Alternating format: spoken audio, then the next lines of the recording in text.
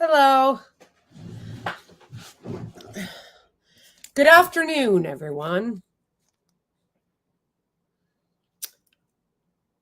Late. I know. I'm sorry, Legend. I'm trying to work on it. I really am. I've got horrible time management skills. Actually, I shouldn't say horrible. That's a little dramatic. I do not have very good time management skills, and I'm trying to work on getting better at it. So there's that. And then the other thing is that I wake up very late. Fire Squad, I'm a new subscriber. Welcome. Thank you for subbing. Thanks for subbing. I was getting my coffee because, I usually always get my coffee. Love your videos and stances on Gaza. Thank you. My hope is to get other people to change their stance on Gaza. No, I made it. I actually, I got a, what do you call it? Maple oat milk from Trader Joe's that is really good and put it in here. I just watched your video on Instagram about the journalist. Isn't it insane, Iori? Like it's honestly, I was losing my mind this morning. When I saw it, I was losing my mind. I could not believe it. I'm shadow banned on Gaza because, yes, on Instagram because of my post on Gaza. I don't know if you saw it, Fire Squad, but I just put out a video about that, about how Mark Zuckerberg hired an ex-Israeli official who used to work for Netanyahu to do content moderation for Meta. Like, literally insane. Like, actually putting a whole ass Zionist in that position to moderate content, which just means censor pro-Palestine posts and creators.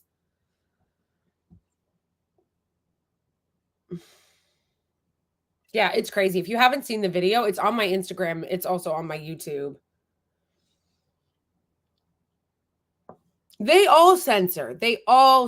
In fact, there's actually going to be a rally tomorrow in New York City, run by a new organization called like Meta Censorship. I think it was started by a woman who got fired from Facebook. She got fired from Facebook for criticizing the Israeli regime. How insane is that?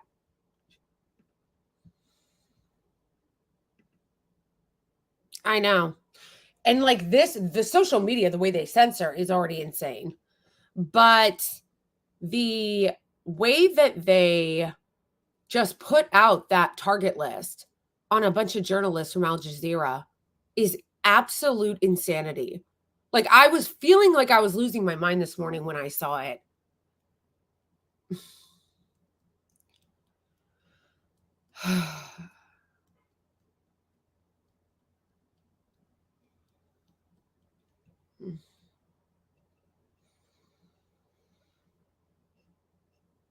Hello. Sorry, just saying hi to some of the people that are still coming in.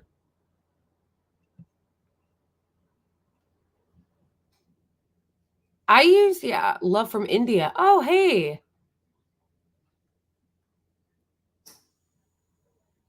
Theater of the Absurd said, target list, please elaborate. Okay. They put an actual target list on the backs of Al Jazeera journalists. Theater, if you go to my latest video, my most recent video on YouTube, you can see it. I like break it down, like what they did today. Or maybe you didn't see it yet because I just uploaded it maybe like 15 minutes before starting this live, but watch it because it's absolutely insane. And no one in the West is even saying anything about it. Fire Squad, are you on Instagram? I am. @_ I am Blakely. Hi, Mohammed. Hey, Linda. Hit the like button on the way in. Thank you. Thank you for reminding me of that. I always forget that. But yes, if you are hearing this live, please press the like button and subscribe to the channel if you are not already. Hey, AK, thank you for the super sticker, super chat. Thank you. Habib, thank you so much for the super chat. I really appreciate it. People like you keep faith in humanity. Oh, that's really sweet. Thank you for saying that. Thank you for the super chat, and thank you for saying that. Honestly, it's hard. I feel like I'm losing faith. And I won't just because you can't. Like, if you're going to live on this planet, you can't give up. Because what else are we going to do? Like, you have to have faith. But yeah, on days like today, after seeing what they did to those journalists, it's hard.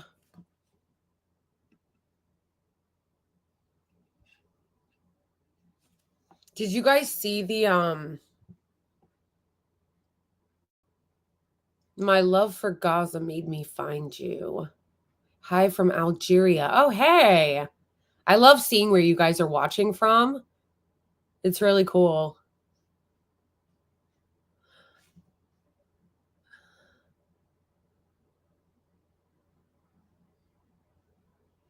Yeah, God. Blakely, we believe your voice is important. Thank you. I think that they know that too. That's why they're always like after me. No, guys, I always got to make sure that I got my coffee when we start these streams because they're just so insane. They're always so insane. It's hard to underestimate or not underestimate. That's not the word I'm looking for. It's hard to like just wrap your head around the amount of insanity that we're dealing with every day. Greetings from Bangladesh. Oh, that's so cool. Oklahoma.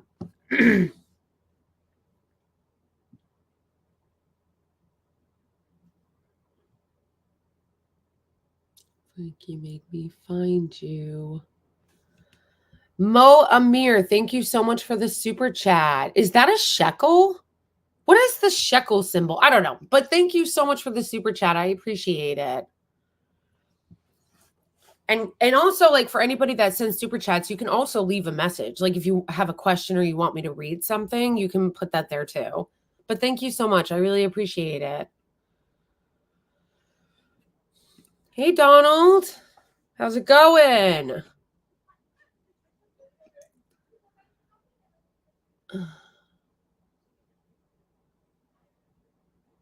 Figure drawing. I am Blakely. I have a question that you don't have to answer. If you lived in a swing state, might you vote for Harris? No, I'll answer it. Honestly, I don't know. Probably not at this point. Although I will admit that it would be harder for me in a swing state. Like, I probably would struggle more than I already did. I already struggled, and I live in a blue state that will definitely go to Harris. If I lived in a swing state, I probably would struggle more. But at this point where I am right now, I honestly don't even think that I would now if I were in a swing state, because the United States is bankrolling and allowing all of this to happen. And Kamala Harris has made very clear that she plans to do nothing different. You know, it wasn't like all this horrible things had happened, but she was like, oh, we're going to put an arms embargo. We're going to rein them in. You know, Netanyahu's out of control. Like, they don't even criticize Netanyahu, even though it would be like such low hanging fruit because he's such a fascist. He's such a Netanyahu is such a right-wing fascist that has openly made clear he wants Trump to win. Like, Netanyahu wants Trump to win. Trump is actually popular in the Israeli regime. Like, the Israelis like him. So it would actually be super low-hanging fruit and very easy for Kamala Harris to distance herself from Netanyahu and be like, these people are right-wingers. This is a fascist cabinet. As soon as I get into office, I am going to call on him to resign. Like, remember when Chuck Schumer did that? Chuck Schumer called on him to resign and then immediately walked it back. And so, like, Kamala Harris could distance herself from him. She's choosing not to. Kamala Harris could say, we're going to stop this genocide. I'm going to do everything I can. No, she hasn't tried to distance herself from it at all. And she's made totally clear that we're going to do whatever the Israeli regime wants. So if you had asked me this a month ago, maybe not. But now, no, I would not. Sorry, that was super long-winded. That was very long-winded. Okay. Donald, just chilling. Hins Hall 2 is peak music. I know. I love that song. I really like Malcolm more now. I wish I could do a song with them. I'm like, can I do a song with you? Hi from Denmark. Nice. Denmark is so beautiful. But October 7th, I know. Sacramento. Cool.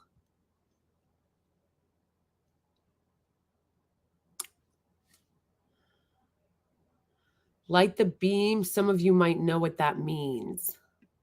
Oh, Donald, I don't know what that means.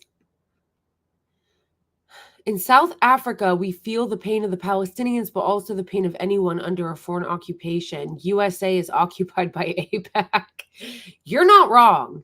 You are not wrong. Yegya? Sorry, I know I'm botching your name. Tell me how to, write out phonetically how to say your name. But you're not wrong.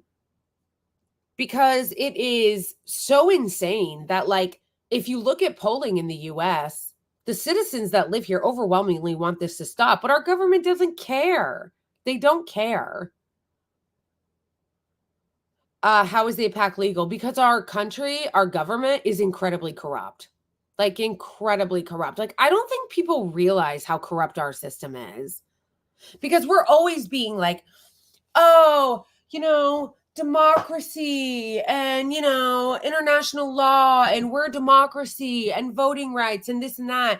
But our country, our system is so corrupt. It's so corrupt. It is pay for play. Speaking of South Africa, the apartheid king, Elon Musk, is literally trying to buy the election right now. Right now. Elon Musk is literally trying to buy our election. He's giving money to people to register them to vote. He's all but turned Twitter into a PAC for Donald Trump. Politicians, foreign governments, corporations, all of them give millions and millions and millions and millions of dollars unfettered. Dark money groups are set up all the time to give millions and millions of dollars in unfettered campaign contributions to our politicians so that they can buy them and make them vote the way they want. This system, our politicians don't give a fuck about what the actual citizens want. You know why? Because we don't have money to give them. The way our system works is, if you're a politician, are you going to listen to the random citizen in New York who's calling your office? Or are you going to listen to the PAC that just funneled $15,000 into your campaign? That's how this works. Incredibly corrupt.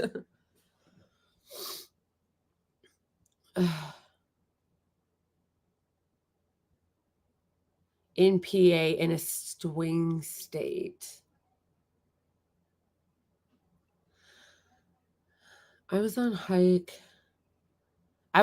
Sunday and I saw somebody with a dark MAGA hat on. Yikes. Bro, how embarrassing. How embarrassing. The thing that I can't stand,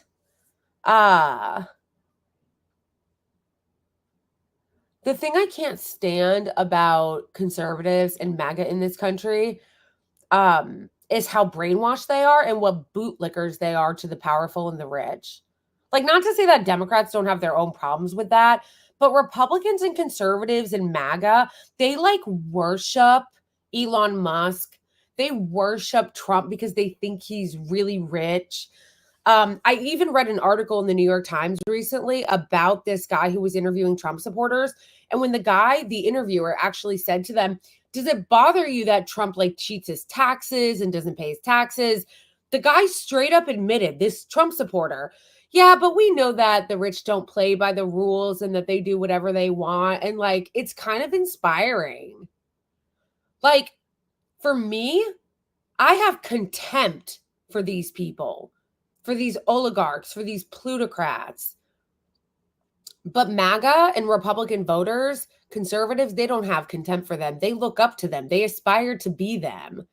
That's why their whole like, I'm populist and working class shtick is just such garbage. It's such BS. They're not populist at all. They don't care about the working class. Like, they're all just like, they all think they're millionaires in waiting.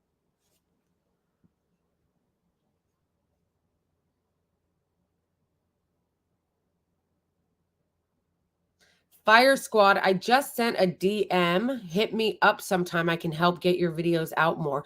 Yeah, I don't know what you do, Fire Squad. Thanks for sending that. That would be really helpful. I don't know exactly what you mean by that, but that would be helpful because I cannot tell you how much time I spend editing and putting out my videos. Because this is a one-man show over here, friends.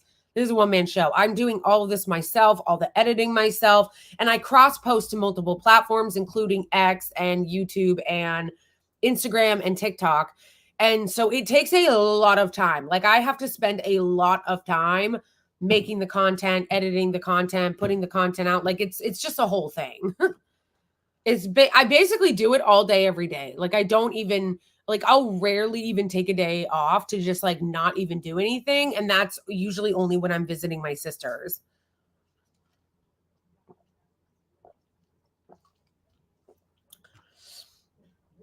Yeah, it does. It does. And I get overwhelmed sometimes because I make a lot of news content and content around what's happening in the world, I feel like I'm always behind. Like, I'm never getting it out fast enough. I'm never updating it fast enough. Wait, I missed a member comment. Hell yeah, it takes time. I make videos. Oh, Donald, you make videos too. Hi, people who just came in. I always Yeah, me too. But today I saw the interviewing JD and didn't ask anything about it. What are you referring to, Rust? That's the other thing. Because of the fact that I make so much content and my priority is what is happening in Gaza, I don't even really get to talk about Trump and the Republicans and what clowns they are. Because there's so many things that the GOP does that are so embarrassing and insane, but because of everything that's happening, I don't even have time. Like, I can't even cover everything I want to cover about the clown townery of the GOP, JD Vance, Trump, and the way they're running this campaign, because there's too much other stuff going on, like in the world and Gaza. And then I also, want to criticize Kamala Harris and the campaign that the Democrats are running. Comment above.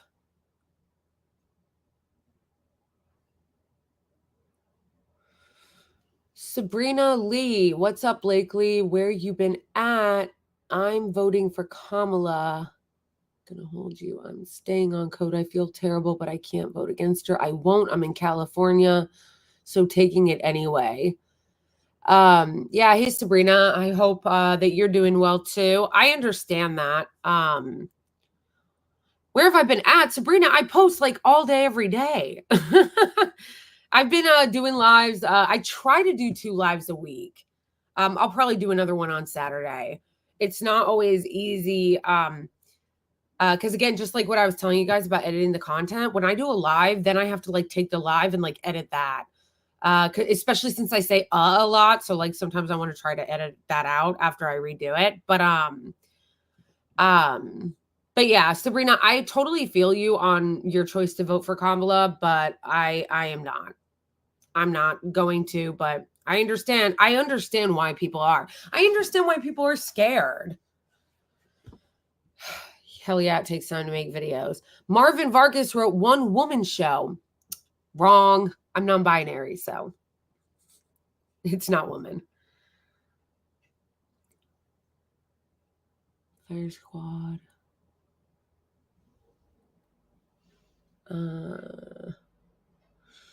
Fire Squad, it's complicated. As a Black woman, I can't vote against her. Yeah, I obviously, am not Black, so, I don't understand that perspective. I did, and I've said this before, but like I did want to support her in the beginning. Like I wanted to get to yes, is what I mean. Because I thought it would be really cool to get to vote for the first Black woman president. But unfortunately, for me, she's just done one disastrous thing after the other and has made it clear to me as a voter and what my priorities are. She doesn't want my vote. So I'll be voting for Claudia de la Cruz, who also actually is Black. She's Afro-Latina. Kamala is Indian and Jamaican. I don't know why people keep arguing about this. In fact, I saw an insane interview yesterday of somebody on MSNBC interviewing Black Trump voters, and the Black Trump voters were arguing that she wasn't Black. I'm like, I don't understand. Guys, Jamaicans are Black. Like, I don't understand. Jamaicans are Black. Also, race and ethnicity are not the same thing. When we say Black or we say white, we mean the way people look. Like the phenotype. We mean what they look like, not like what their ethnicity is. You know what I'm saying? Like I'm white, but my ethnicity is Irish. You see what I mean? And a little bit of Scottish and a little, I saw I was like 15% French, which I didn't know. I didn't know I had any French in me. Gangrene Thumb, thank you so much for the super chat. I really appreciate it. I appreciate you guys so much for helping support my work because as I was saying, this takes a lot of time and a lot of effort. So anybody that supports my work, I love you and I appreciate you guys a lot. A comment I left on your who I'm voting for was censored by what? What? They just censored another one of my videos. I made a video showing what is his name? Sami Hamdi talking about, why he would vote against both Trump and Kamala. And YouTube made it 18 plus. And I was like, yeah, I had even censored the graphic areas of the video. Like I put like a censor over some of the graphic footage. They're all so censorious. It's insane. Mud chat, Jamaicans are Jamaicans, and this is where we get into the Black experience. Look, I'm not trying to police anybody who is Black, okay? Like, all I'm saying is, if I see someone and they look Black to me, I'm going to call them Black. To me, Kamala Harris looks Black. She identifies as Black, so I'm going to respect that, and I'm going to call her Black. I'm not going to, as a white person, tell any Black person what they are and what they're not. Like, that's insane.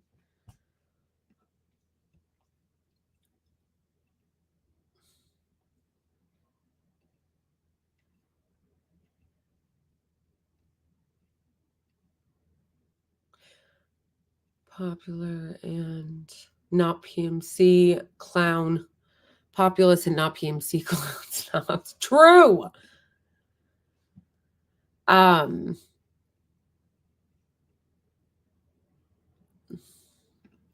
We have to pick one person at a time to support and try not to be sheeple.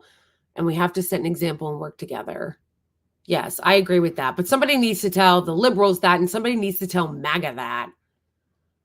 MAGA are so propagandized. It's amazing. Bot123 gifted 10 memberships. That is so sweet. Thank you so much, Bot123. Which, by the way, for those of you who don't know, when somebody gifts memberships, it means that you can just take it and become a free member. So membership helps out my channel. And whether you do it here on YouTube or you become a member of my Patreon or my Ko-Fi, they're just there to help support my channel for the work and the things that I create and the work that I make. So I really appreciate it. Bot, thank you. It's very generous of you to give those out. Ethnicity and nationality exist in muddy waters. Yeah, also, I'm not trying to argue about that. Like, I'm not trying to, again, if I don't know what everybody's ethnicity is in chat, except for obviously, you know, the person who told me she was a Black woman. But all I'm going to tell you now is that I am not ever, you're not going to see this milk mug police who calls themselves Black or not. Like, that's not for me to do.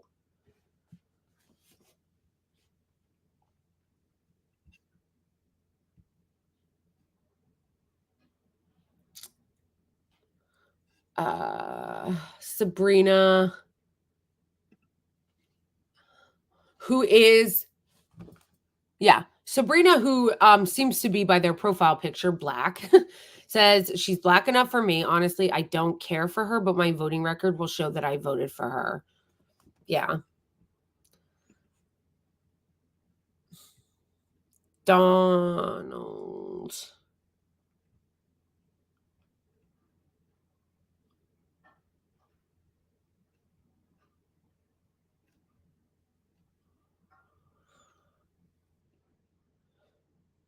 Yeah, Mud Chad, I say Black because I get all into that stuff and I'm here for the convo. Mud Chad, I don't know what's your ethnicity, like what's your race? I don't know. I get what you're saying. And if you go on TikTok or any of the other platforms, you can find a lot of people arguing about that. A lot of people arguing about race and having diaspora wars and, you know, Black versus African American. I'm just telling you that as a white person, I will not engage in that. It's not, I'm just going to say it one more time and then we can move on. It's not my place. It's not my place. I'm not going to argue somebody's Blackness. Like, that's crazy.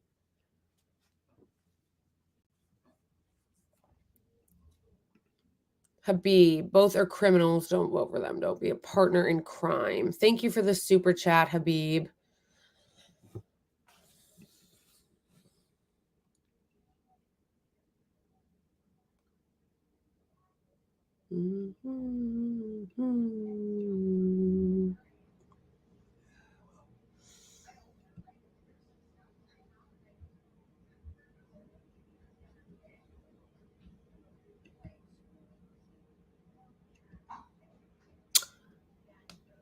Anyway, I'm worried about where the ship drop.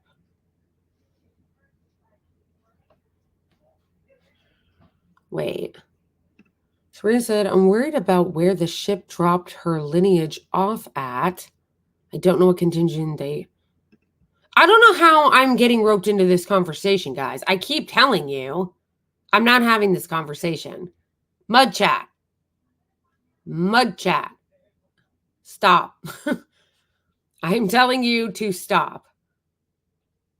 We need to make Americans talk again. Yes, but that's literally, I'm not having this conversation. I don't know how I got roped into this. There are so many incredibly important things that are going on right now in this country and in the world. And you want to argue about whether or not Kamala Harris is really Black? This is crazy. This is crazy.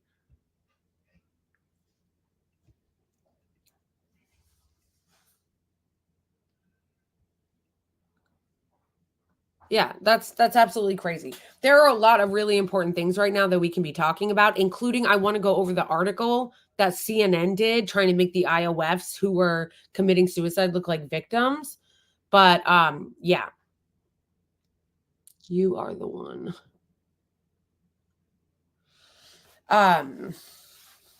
Yeah, so that's fine, Mud Chat, but I'm just saying I'm not having this conversation anymore. I don't know how I got roped into a conversation about Kamala's Blackness when I'm white and I have no interest in talking about and trying to police that. Literally none. Okay. Anyway.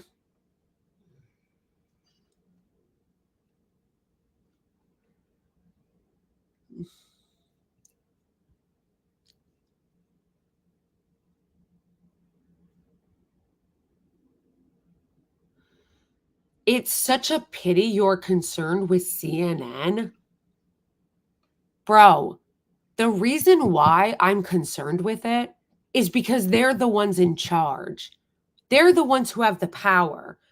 I don't understand why this is complicated for people to grasp. Like, when you have power like mainstream and corporate media have in this country, then when they lie, they need to be called out. Okay? When they do propaganda, they need to be called out. And that's it. That's all, and that's it. I call CNN out or think it's important to call out because they have power in this country. The corporate structure has power in this country, and they need to be called out. That's why.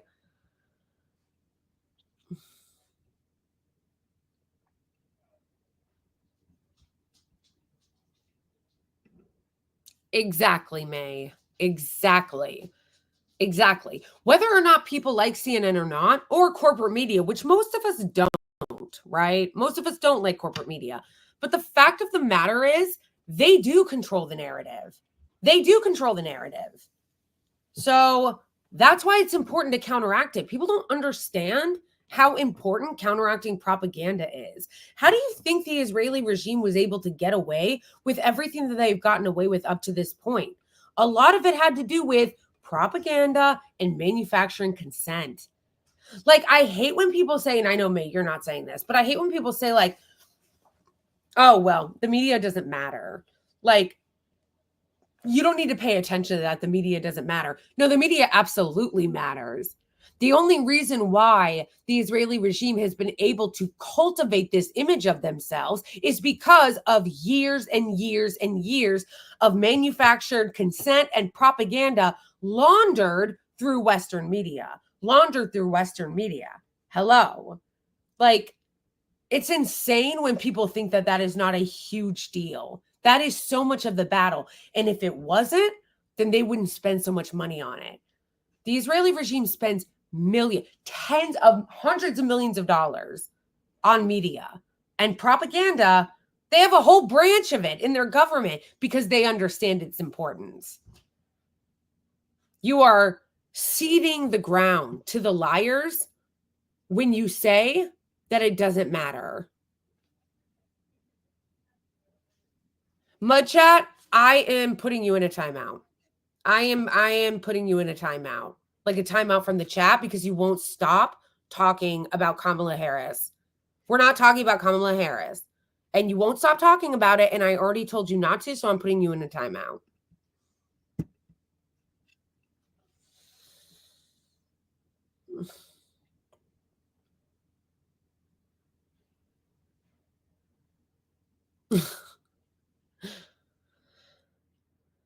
And regular people don't scrutinize CNN.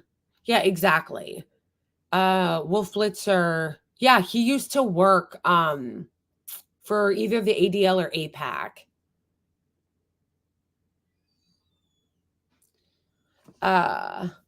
Bride Biscuit, they have power. Well, yeah, obviously they're the ones who make the votes. But again, if media was not incredibly important and propaganda was not incredibly important, they wouldn't have spent billions of dollars on it.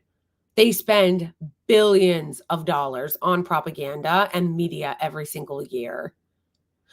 Why do you think that if CNN, MSNBC, any of these corporate media outlets, do you think that they would get all the money they get from advertisers if it didn't matter?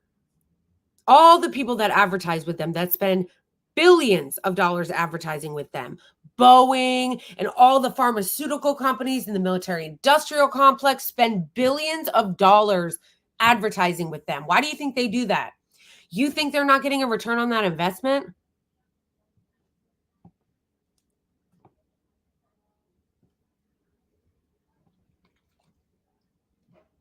No, I think what people tend to not understand is they think that just because corporate media is dying or cable is dying, that means corporate media influence is dying. It's not.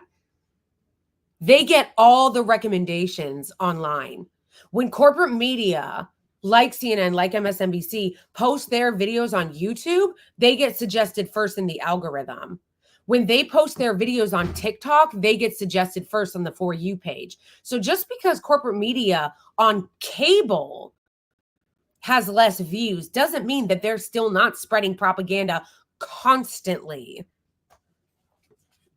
Honestly, the fact that there are people in chat saying that corporate media doesn't matter, it tells me that you do not have media literacy. Like, you need to, like, seriously, you need to learn more about the influence operations of corporate media outlets and the actual influence that they have on our country, on our politicians, on what's happening in Gaza. Do you think that if it didn't matter that they wouldn't lie the way they do? They lie the way they do because they know that their influence is important. Like, media literacy is incredibly important.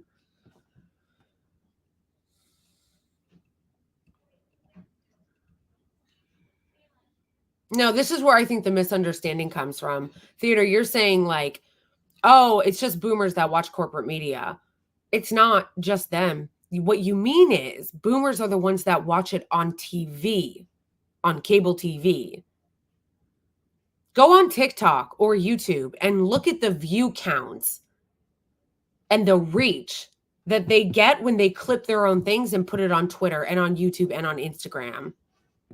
They're still getting a lot of reach by a lot of people. And we're also living in a media environment now where you can just clip something small and put it online and it goes viral.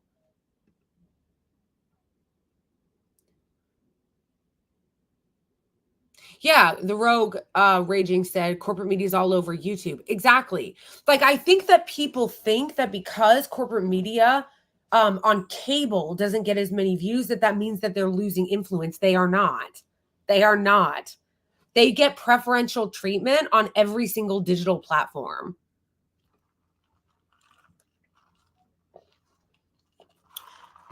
And people need to understand that it is media that drives so much of what's happening in the news, in the world, with our politicians. Not only is media literacy incredibly important, but debunking media propaganda, corporate media propaganda, is incredibly important.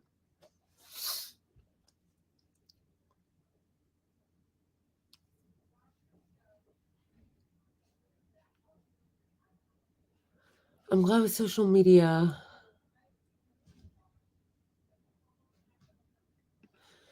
Shane said, I'm glad with social media that corporate media and Israeli Hezbollah don't have the same monopoly on information, but yes, they still are a force to be reckoned with. Exactly, especially since they're not going to get censored the way that an independent channel will. They're not going to get censored the way that an independent creator will. Like, a perfect example is like CNN or BBC or MSNBC or Fox will put out a video that has graphic content in it and it will go viral and they'll do a bunch of propaganda and lies about it. But then if an independent creator puts out a similar video, they might get a strike or they might get their video censored under the guise of, oh, we're just trying to protect people from gore.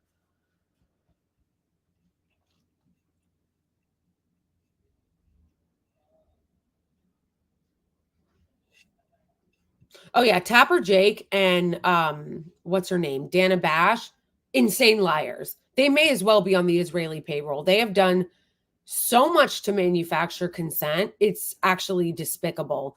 They have done so much to manufacture consent and lie. I feel like if we had like trials about complicity in the genocide, Tapper Jake and Dana Bash should be there. They should be like tried.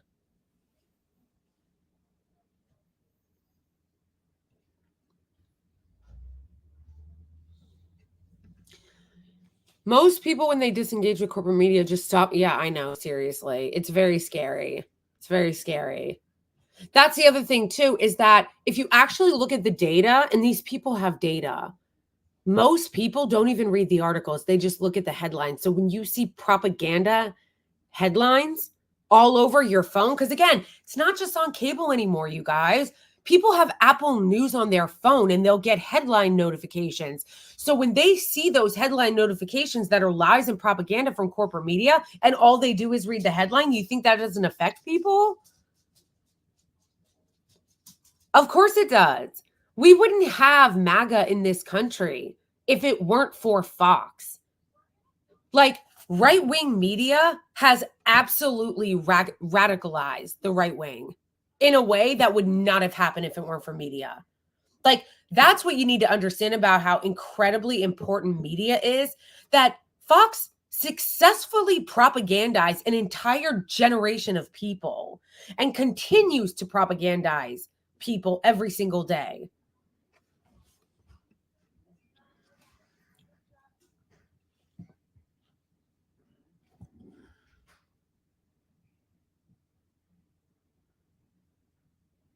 May said, I love that organizations like Hin Rajab Foundation are using Israeli social media to gather evidence of war crimes. Yes, it's so good. It's so important.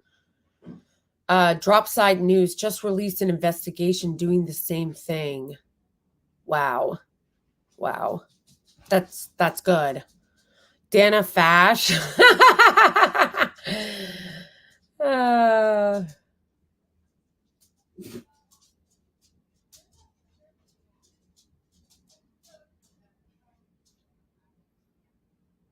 lie and lie until people believe you.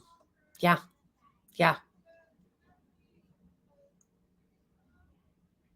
Who do I watch? Blakely. I watch a lot.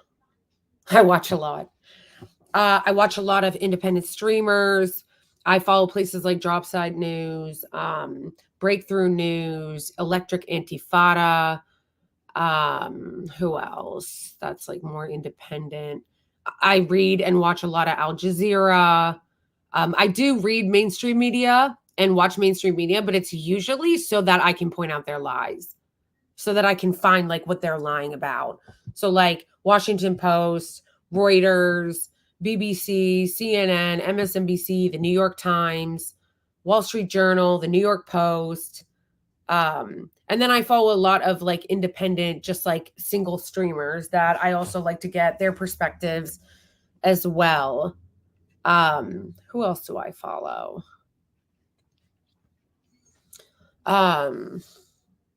The Empire Files, Abby Martin.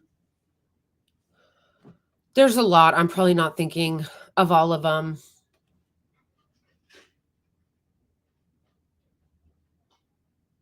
Do I have a broadcast on Al Jazeera? No. No. Yeah, Electric Antifada is so good. Yeah, they really are. If you don't follow them, you should. Oh, Lever News. The Lever is a really, really good outlet. They're here in the States, run by what is his name? David Sirota, but they do a lot of really good investigative reporting. I also follow like Substacks and like, you know, a lot. I try to get information from tons of sources because I want to be able to see what everyone's saying. Like I follow right-wing media too. Like I'll watch right-wing media shows and streamers because I want to see what they're saying. I want to know what lies they're telling.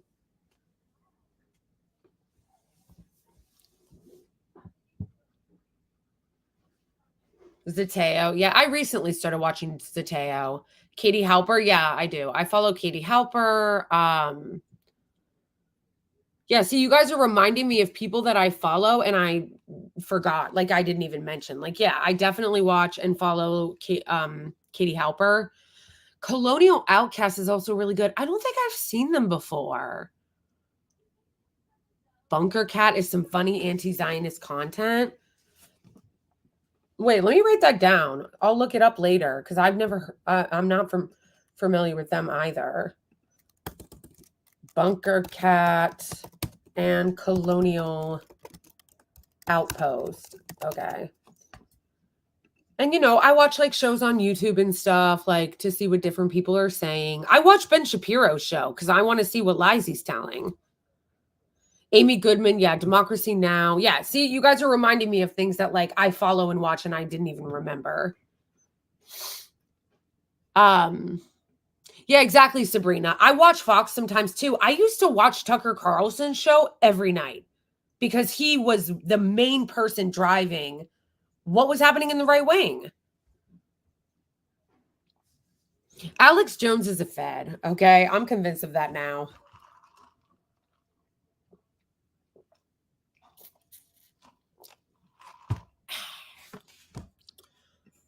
David Sirota is a Zionist. Is that true? If that's true, I'm going to be really sad. I like David Sirota.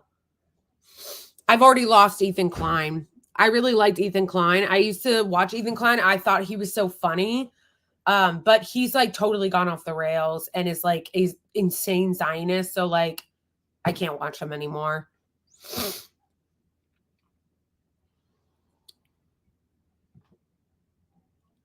I read, oh, that is another one I read all the time. Thank you for reminding me, Poho. Haaretz.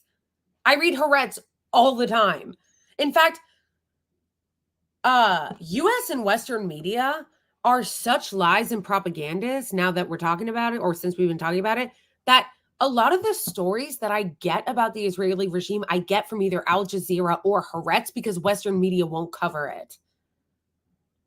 Western media won't even talk about it. They won't even cover it. So I end up reading about it through Haaretz or Al Jazeera.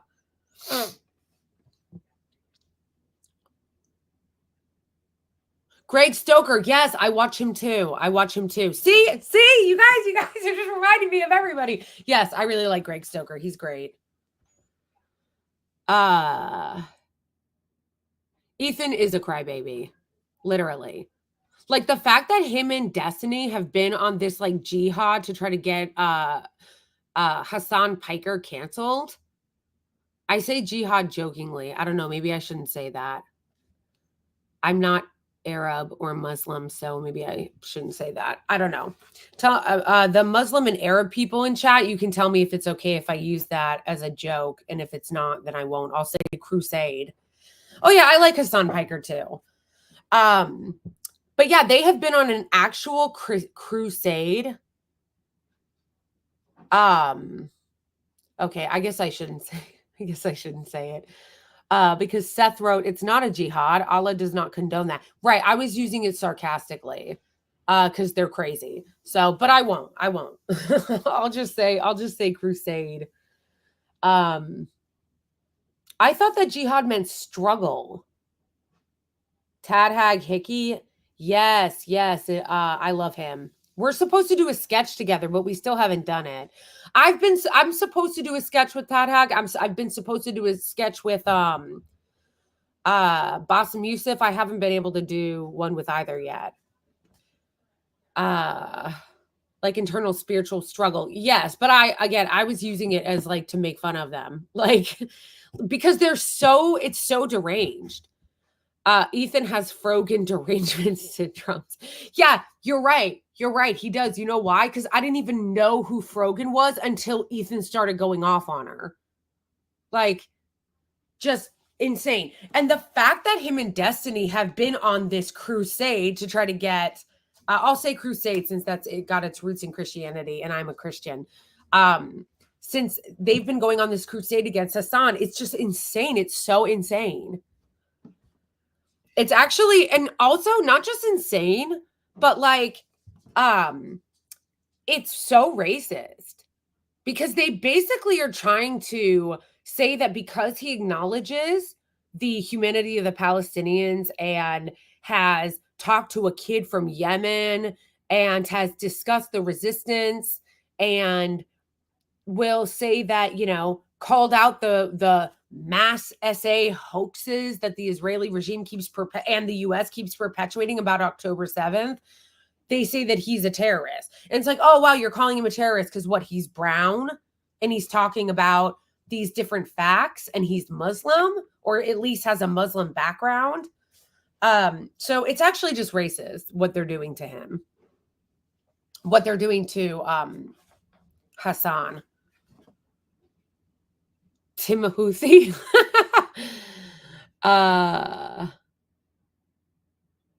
Right. And that's the other thing that I find so insane, Sabrina.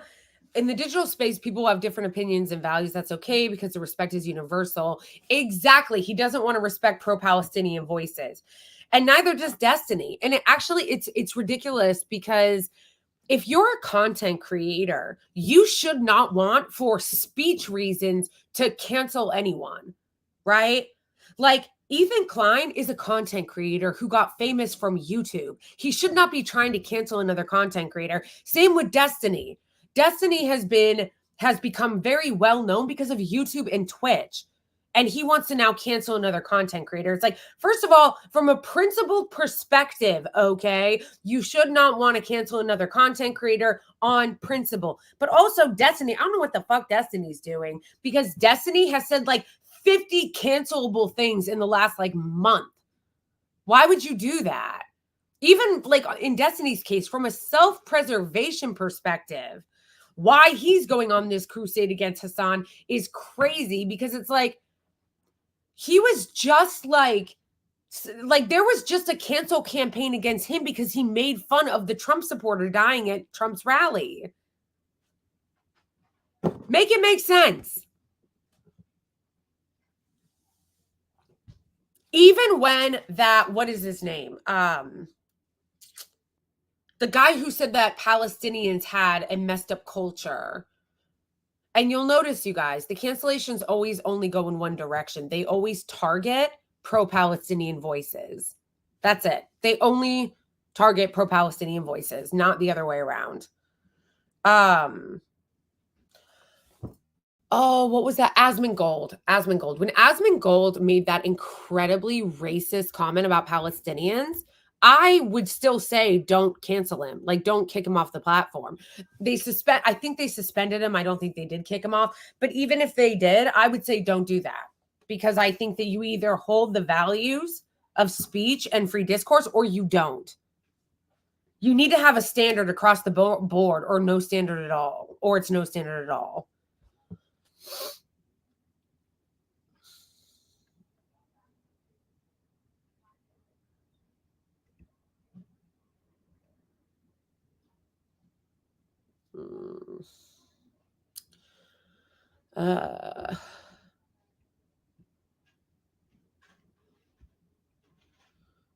Destiny is no match for the Finkster. Oh yeah, I saw that debate.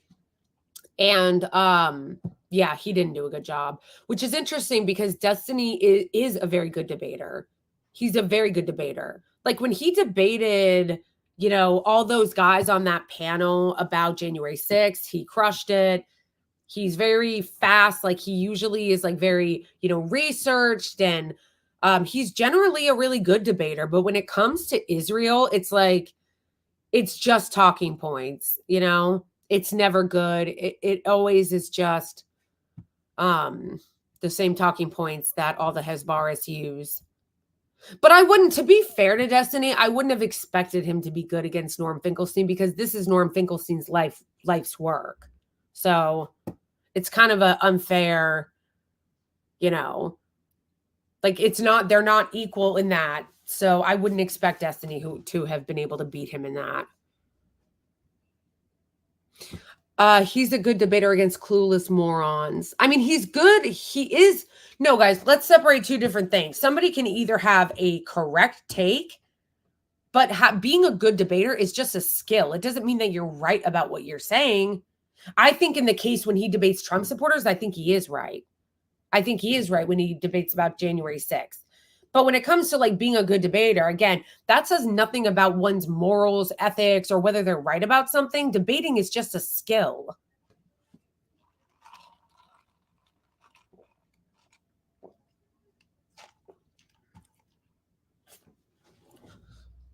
Yeah, you have to be able to distinguish between somebody being right and somebody being talented.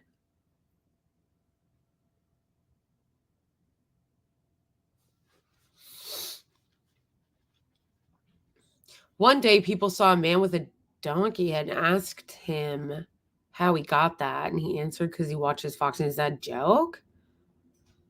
I actually don't think Ben Shapiro is a good debater, which is the reason why he usually will only debate people who kind of agree with him or college students.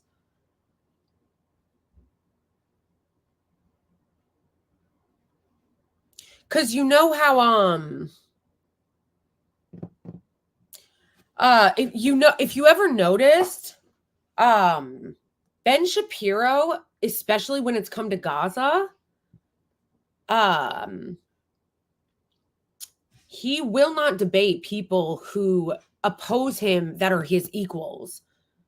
He always will do it in a way like he was at some college the other day and he did it, but he just lets 20-year-olds ask questions and then cuts them off and doesn't give them back the mic. That's not a debate. He won't debate. Norm Finkelstein has been challenging him to a debate for months and he won't do it. Why? He wouldn't. He knows he wouldn't win a debate against Norm Finkelstein.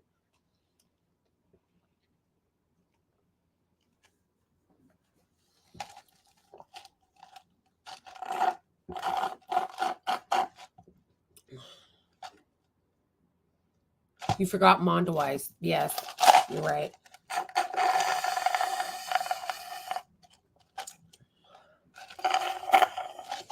Hold on, you guys. This coffee just went right through me and I have to pee.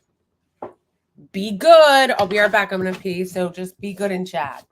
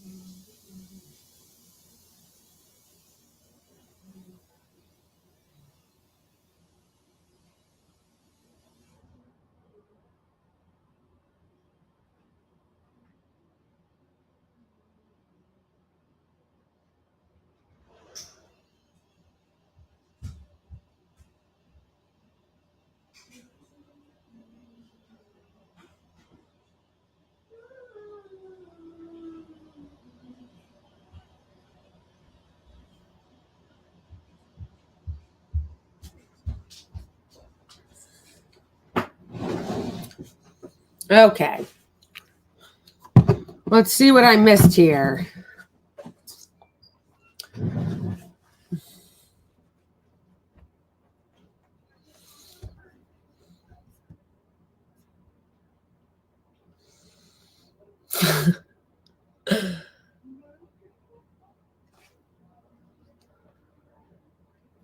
Wait.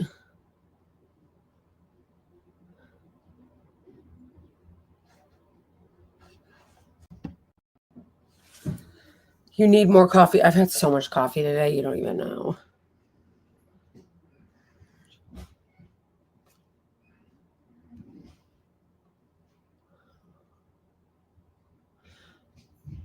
Wait. Who's talking about Anna leaving TYT? Is Anna leaving TYT? Did I miss that?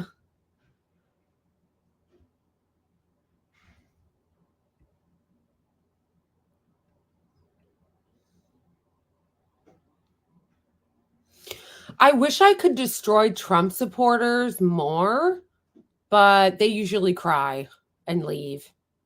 On other platforms, they'll report it. Like when I will try to talk to Trump supporters on TikTok or debate Trump supporters on TikTok, they'll just report my live.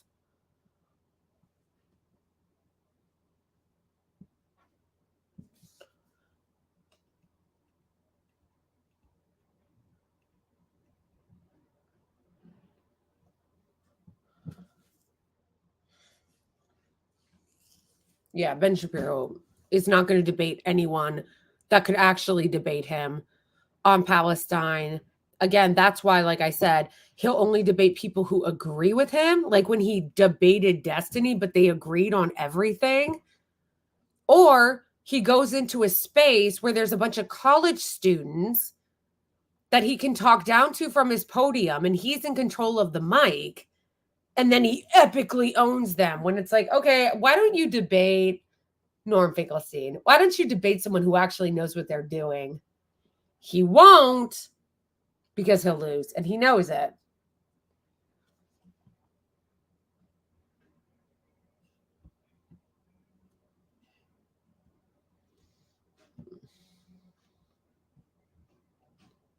Honestly, though, debating MAGA is one of the easiest things in the world to do because they're really stupid.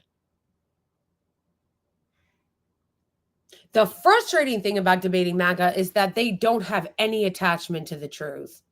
They don't care. Like, they don't care that they're hypocrites. They don't care that they're liars. They've got absolutely not connected to the truth at all.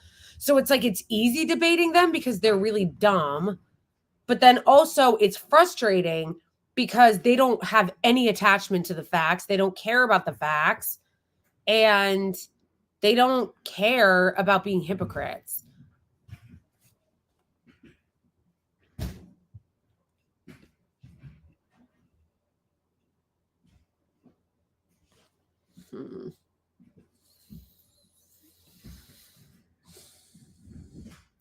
I usually have 6 to 8 shots of espresso a day. I used to have 10. I've actually cut back.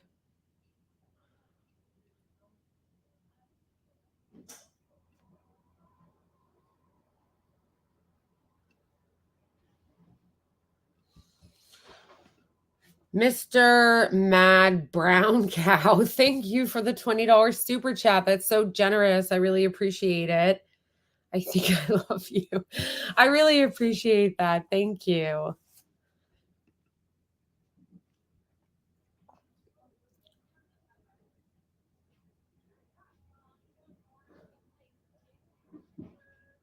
Connected. Thank you, Sabrina, for the super chat. I appreciate it a lot. I have to take off. Thanks. Oh, I wish I didn't. I don't know when you wrote this. I hope I didn't miss you before you left. Thanks, Blake, for creating a safe space. I know. I'm waiting for voting for Kamala. Oh, that's really sweet. Thank you, Sabrina. I appreciate the super chat. And yeah, I'm not going to do that because, you know, I don't like when Blue MAGA does it to us. So I'm not going to be a hypocrite and attack someone, you know, for choosing to vote a certain way when I get mad and annoyed when they do it to us. So it actually annoys me when, you know, it's just like stand by what you say, like be who you say you are. You know, if you really believe that voting is the choice of the person and that people are not entitled to your votes, then act accordingly. I don't believe that anyone is entitled to your votes. So when Blue MAGA acts like people are entitled to their votes, it's infuriating to me. I don't like when Jill Stein supporters do it either, acting like the Green Party's entitled to your vote. No one is entitled to your vote, period. It is their job to earn it. Show. Oh, that's funny, Mr. Brown Mad Cow, which, by the way, thank you so much again for the $20 super chat. That is extremely generous of you. And I really appreciate it. You guys are what helps me be able to do this. So thank you so much. And for those of you who can't or, you know, don't want to donate, please make sure you're following or subscribe to the channel because that doesn't cost anything and it helps the channel. Like and share the stream and all that kind of stuff. And also follow me on the other socials too. They're always trying to shadow me on Twitter, man. Actually, you should definitely follow me on Twitter. Twitter, I really like just because I feel like I can be the most free there in my rage. You know what I mean? Like Elon Musk has a lot of problems. I'm not trying to defend that. There's a lot of garbage that goes on Twitter, and there is censorship. Don't get that twisted. There is censorship of pro-Palestine voices and Arabs and people talking about Gaza. and Muslims on Twitter. However, it is the least, and I know that's not saying a lot because they're all censorious, but of all the other platforms, Twitter is the least censorious. So on Twitter, I can be the most like angry and say shit and that I cannot say on here, that I cannot say on YouTube. I mean, on Instagram or TikTok. I have to self-censor a lot. There will be. Yeah, I just hate this because to me, it's a toxic way that our country has become, that politicians act like they're entitled to your votes instead of trying to earn them. Like, bitch, you need to earn people's votes. And then what happens is people end up harassing people for not voting the way they want them to. When it's like, why don't you go harass the politician, boo? If you're mad that somebody's not voting for Kamala Harris, go yell at Kamala Harris's campaign for doing a shitty job.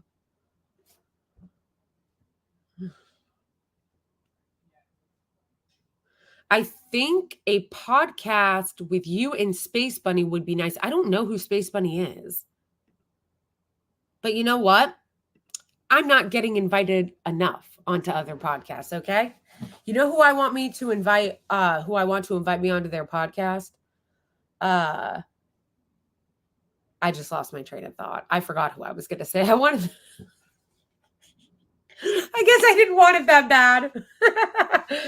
Oh, Majority Report. Majority Report. They have not invited me on their pod. I want to go. I want to go. I live in New York. Bitch, I could go to their studio. Okay? I don't know if they would like me though, because I'm probably to the left of them on a lot of things, but I do like them. I like Sam Cedar. I think he's funny. Chill, just smoke. I don't smoke weed. I am worried too.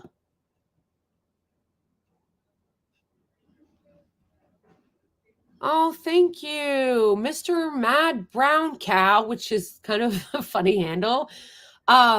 Just gifted 20 memberships. So for those of you who, and you became a member. Thank you so much. You became a member too. Thank you. Just so you guys know, if you're not a member yet, Mad Cow just donated a bunch of memberships. So you can just click on the membership and become a member for free because Mr. Brown Cow, Mad Brown Cow, just gave a bunch of memberships. Thank you. Emma is voting for Kamala. Yeah, I know. Emma, because I understand, but I don't know. I don't agree with her. But that's the thing. This is what I hate about our politics so much, is that people think that if you don't agree with somebody 100%, they have to be your enemy. Like, I don't agree with Emma on Kamala Harris or the Democrats in a lot of cases. But I like Emma, and I agree with her on her stance on trans rights. And I like that she does talk about Gaza.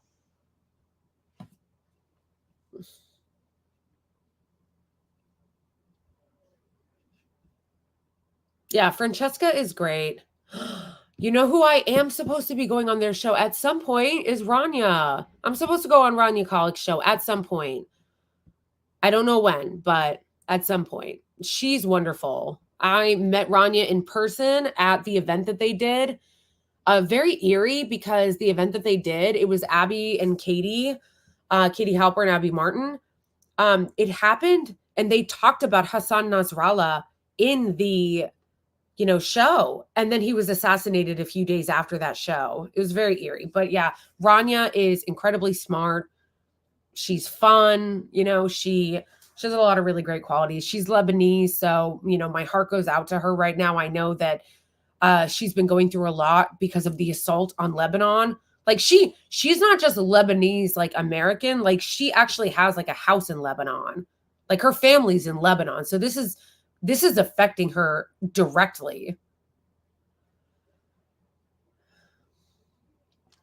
Francesca. Yeah, I love Francesca Fiorentini too. She's great.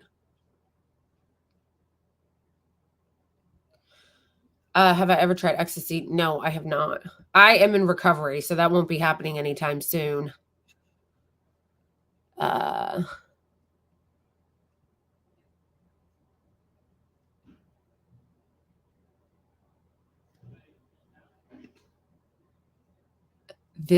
Oh, you're Palestinian? Oh, you're wonderful. Thank you, dear leader.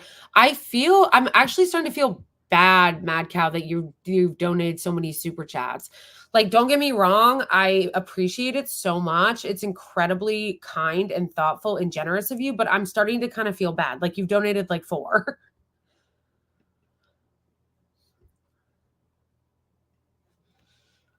That sounds fantastic news that you're going to be going. Yeah, at some point. By the way, Welsh, I was supposed to go on your podcast. What happened to that? I know you got sick, but we never rescheduled.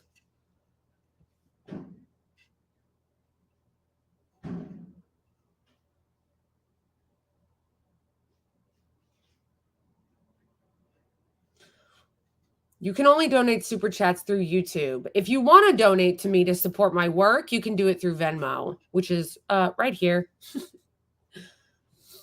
I can't believe no one complimented my shirt. None of you guys, not a single one of you has complimented my shirt.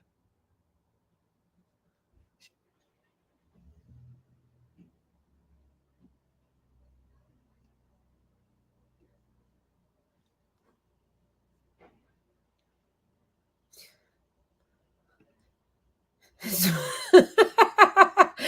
my addictive personality.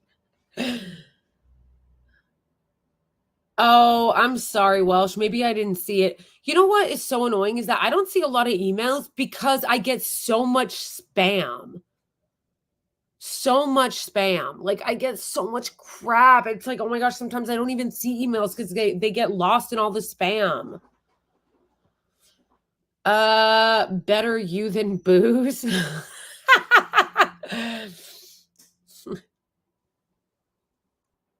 Did you ever talk about Butchware and his dumb beliefs?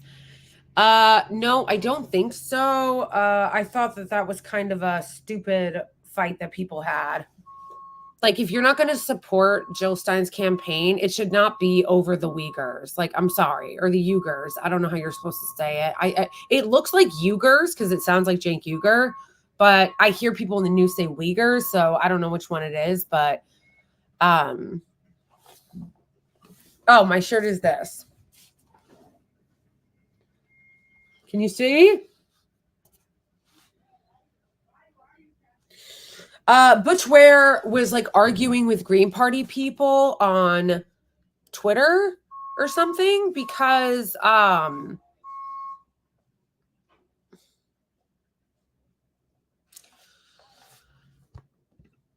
geez, Butch. I mean, Mr. Mad Cow. I'm old. Me eyes have failed me. Thank you. Polly. It's Polly from The Sopranos. Polly Walnuts. Yeah. It was actually my husband that got me into it. I never watched The Sopranos before. And then my husband was like, how could you have never seen it? You have to watch it. So I did, and I really like it. Who was silencing Palestinian voices and critics of his?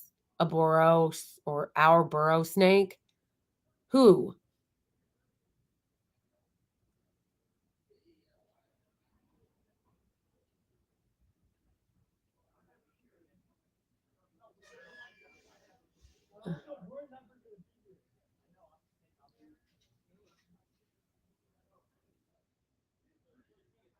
Anyway, the thing about Butchware that I thought, I don't know what you were referring to, was he got, I guess, in an argument with some Green Party members because he was talking about the Uyghurs and like supporting the Uyghurs in China. And there were a lot of people that were really mad and were like, oh, like, screw you, whatever. But like, to me, I thought it was so dumb because I'm like, if you're going to support the Green Party for all the reasons that you guys have been stating, some people were actually like, oh, you've lost my support. I'm not going to vote for Jill Stein now. Like, that did it. That's what's going to make you not support them. I don't know. Some Green Party people really annoy me, honestly. I'll see people being like, there was like this account on Twitter. Oh, I forget the name, but he's like a Green Party guy. And he was one of the people that was like, I can't support you guys now. And he's always talking about being like post-left or like post-duopoly, post-Democrats, post-Republicans. But like all he does is talk about fucking Kyle Kalinske. Like that's like his whole page.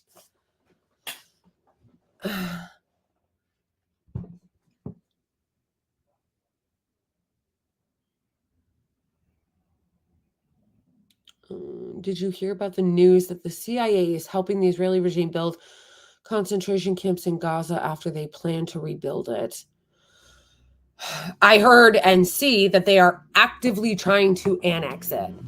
They are actively trying to annex it right now. It's actually insane. And we're not doing anything about it.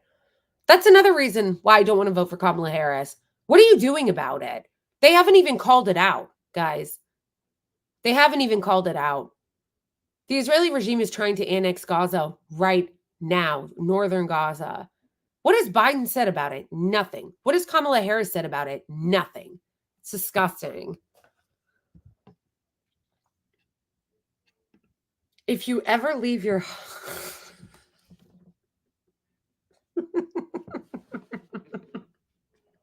Thank you. Thank you, Mad Cow.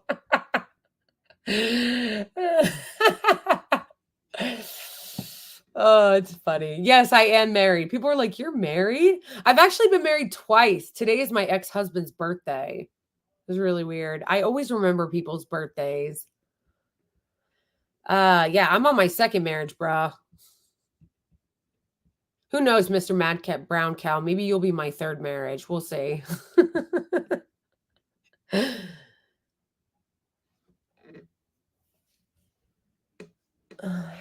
Finally got to catch you live. I think your content is great, and thank you for speaking. Oh, thank you.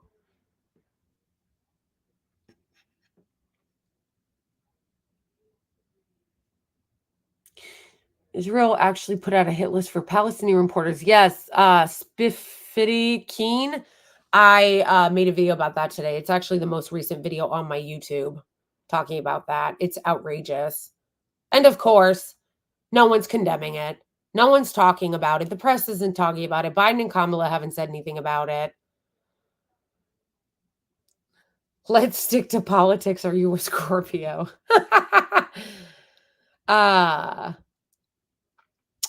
Yeah, no, sorry about that. I know. I'm not trying to life story you guys about my marriages. I know no one actually gives a fuck, which is fine.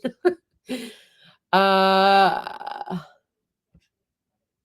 actually, wait, where'd you go? Where'd you go? Who just said that? Yes, Iori. I don't know how you knew that, but yes, I am a Scorpio. And so was my ex-husband, as his birthday was today. But yes, I don't know how you knew that. Good guess.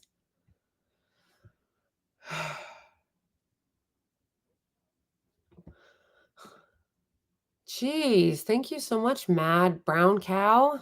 Gosh, I'm genuinely like feeling bad. Like Rock, she you know what this reminds me of, Mad Cow? Have you ever seen Dumb and Dumber? Tell me, answer if you've ever seen Dumb and Dumber, because it reminds me of the scene where Lloyd is talking to her and she's like, more like 1 in a million about them getting together. And he's like, so you're telling me there's a chance. I guess that I'm a genius.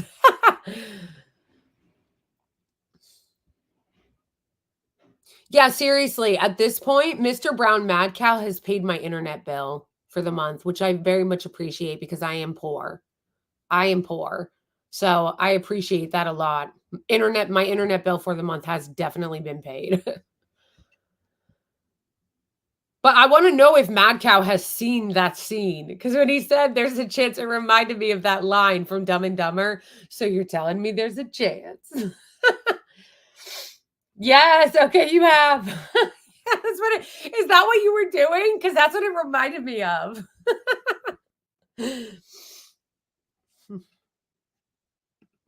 Exactly. Okay.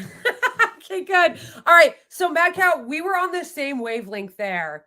We were on the same wavelength there. So you're telling me there's a chance. Oh, it's funny. Based Mad Cow.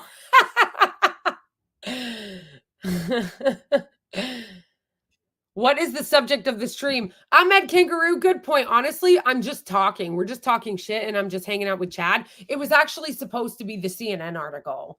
That was what I was actually going to do, like the serious thing I was going to do in today's stream. I was going to talk about the CNN article about all the IOF soldiers deleting themselves. Which we still should. Do I make regular milk or chocolate milk? Oh, that's Mad Cow. It was a reference to Dumb and Dumber. Thank you again for this super chat. Yes, it was. Okay, good. So we were on the same wavelength.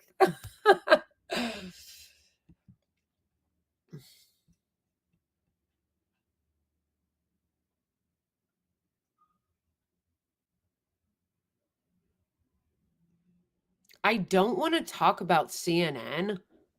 Oh my gosh. I just spent like a half hour of my stream talking about this.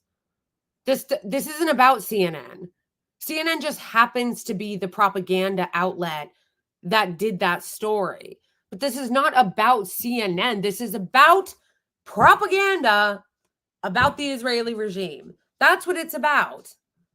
I literally went over this for like 30 minutes because a lot of people, not just you, I'm not trying to be rude, Shaheen. But it's like a lot of people were saying that, and it's wait, Mr. Mad Cow, you just said I'm poor as fuck, I'm just rough. Then stop. Don't then. Don't send any more super chats then. I don't want you to give money that you don't have. I appreciate everybody so much who like becomes a member or donates to my Venmo or sends super chats. But like, if you don't have the means, please do not. Like, I don't want to put anybody in a position where you are going to be spending money that you don't have. Like, you can just be here too. Yeah, so Shaheen, I'm not trying to be like rude to you. I just was getting frustrated because I went over this earlier in my chat or earlier in the stream that like people think when I'm mentioning a mainstream media outlet like CNN or MSNBC or Fox or whatever, that like it's about them. It's not about them. What it's about is like the importance of dismantling and debunking propaganda, because these are powerful outlets that get massive reach across the globe and lie to people and propagandize them into believing the lies of the Israeli regime and the Zionists, and they need to be debunked. Propaganda and information sharing is incredibly important, and we should always, all of us, not just me, all of us, every single one of us should be in the business of debunking Zionist propaganda, because Zionist propaganda is incredibly, it is ubiquitous. Zionist propaganda in the West is ubiquitous. They lie all the time, and they are constantly trying to get people to dehumanize the Palestinians and humanize the Israelis. So it is incredibly important, whether it is me doing it or anybody else, to constantly be fighting back against the Israeli regime's propaganda. That's how we change minds.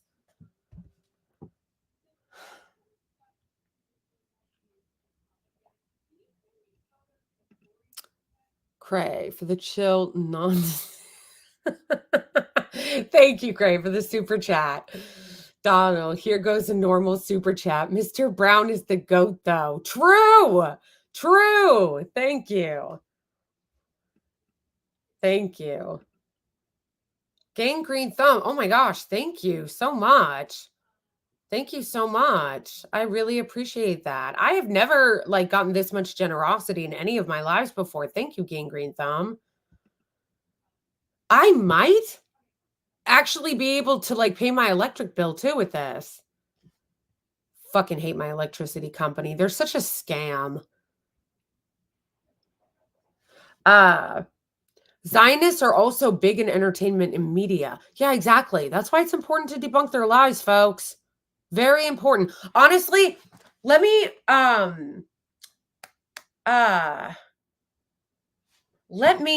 give you one example about the importance of media, whether it is CNN spreading their lies or anybody else. Is that media was a lot of what helped open my eyes about Gaza. It was seeing pro-Palestinian content creators, pro-Palestinian outlets like Electric Intifada, people I followed on Twitter.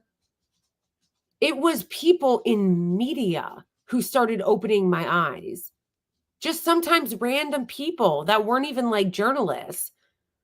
And because of that, I started to go down the rabbit hole of learning the truth about Gaza. Media is incredibly important, and they know that. Zionists know that. Electric Intifada is wonderful, and if you don't already follow them on Twitter, you definitely should.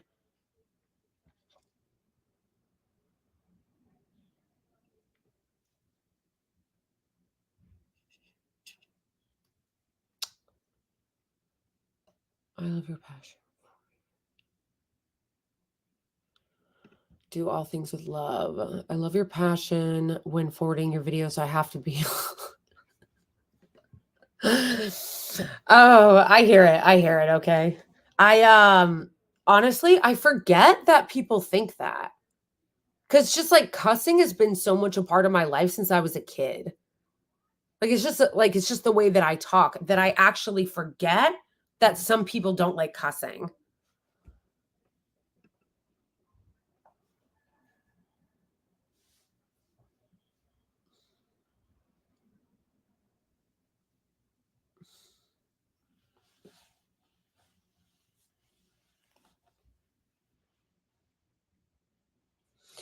Any takes on Iran becoming a part of BRICS?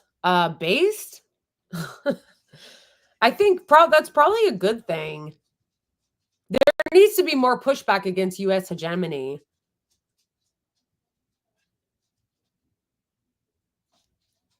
Abby Martin did a great job exposing. Yeah, exactly. Exactly. I learned a lot from Abby Martin too, through her media. Her media. Because media is very important. Especially since a lot of people, you guys, and let's be super real about this, a lot of people don't read. A lot of people do not read. That's another reason why media is so important. The empire is out of control. But you know what? Are you of Palestinian descent? No, I'm not. But I love the Palestinians. I love Palestinians. Anger is a gift. Yeah. Sometimes I get overwhelmed though. Like I was so angry today, Brown Cow, about the story out of Gaza of them targeting journalists today. I was losing my mind.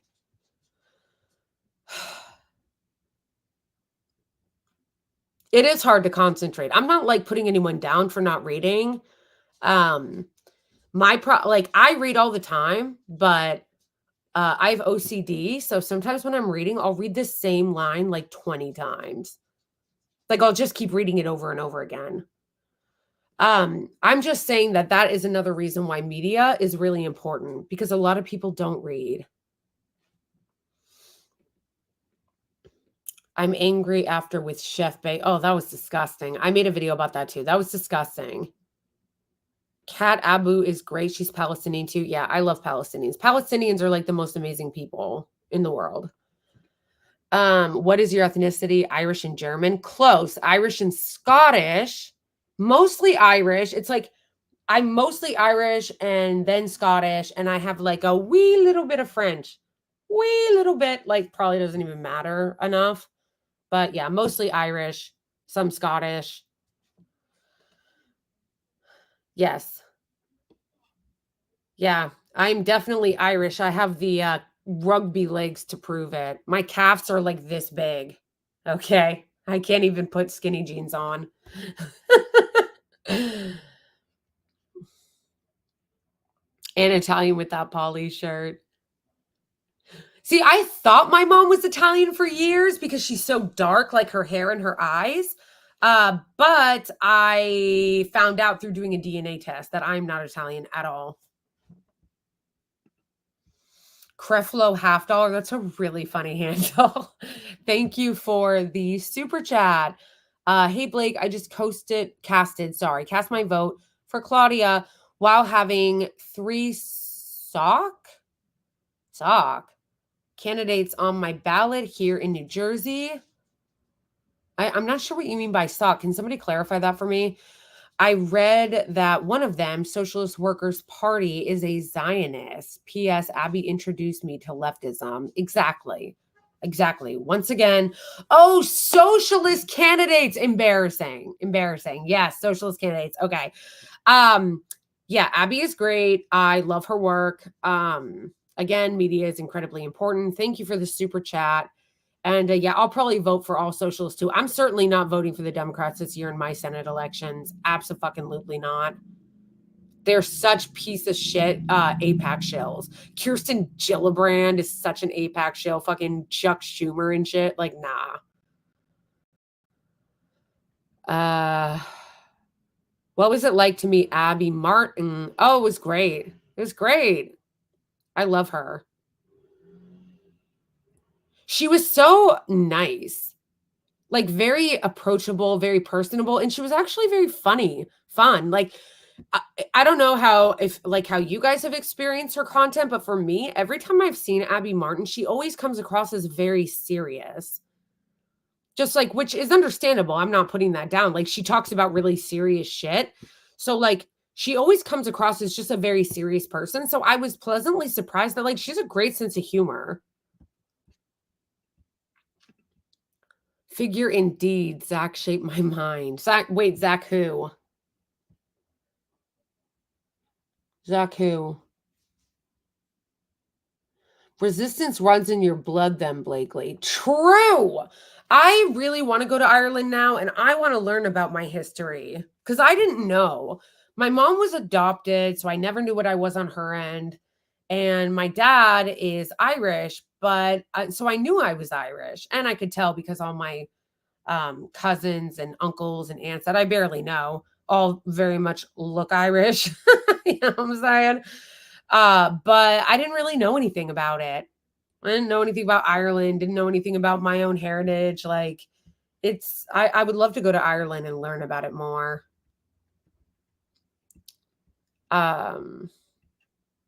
That's why, like, now that I do know, it's so embarrassing when Irish American people don't like side with Palestine because everyone in Ireland does.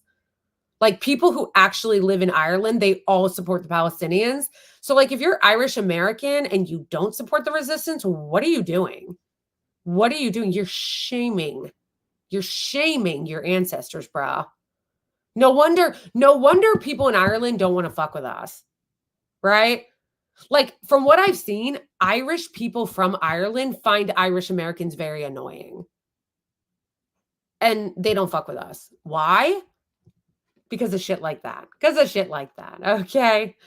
It's especially embarrassing since like a lot of the reason why Irish people settled in America to begin with, came over and immigrated to America to begin with, was because of the forced famine in Ireland, was because of ethnic cleansing in Ireland. Like, embarrassing.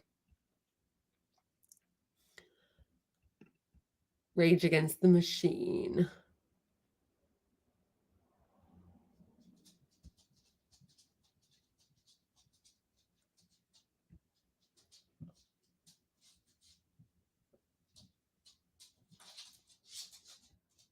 Potato famine of 1848. Yes.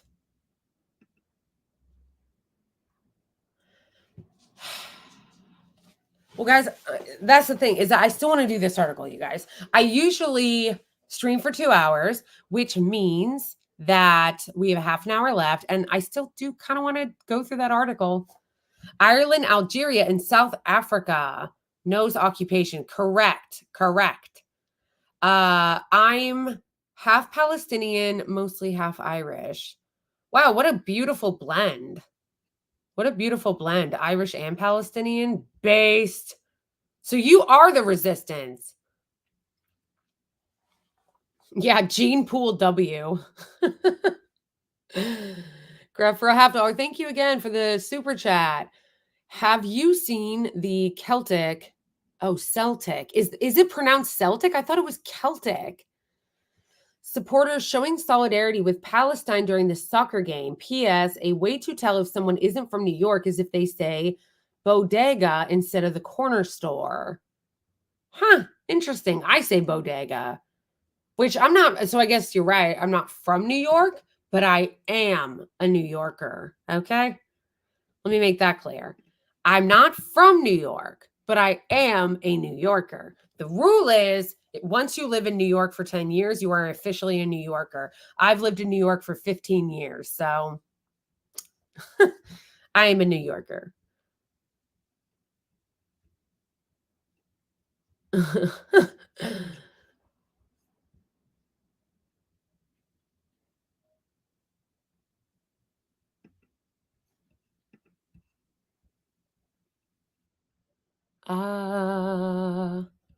Okay.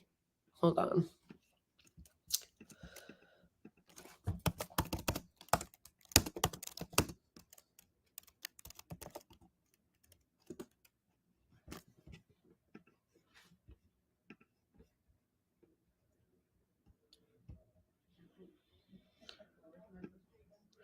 That's 15 years of paying taxes out the ass. True.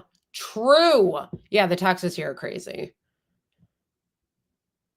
The worst state to live in. Hey. Leave my state alone. Leave New York alone. I love New York. I love it here.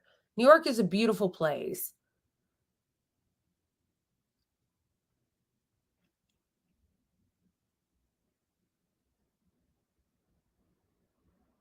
I would not want to live in Florida. Oh my gosh. Absolutely not.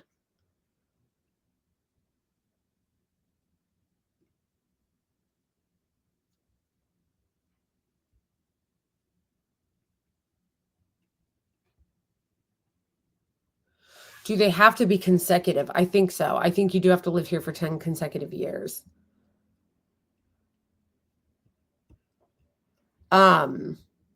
Yeah, dealing with mice and other BS, including shitty landlords, is part of living in New York. Having tiny apartments that are really expensive. My apartment is very small, like an actual little tuna can, and it's incredibly expensive. But that's just New York, bro.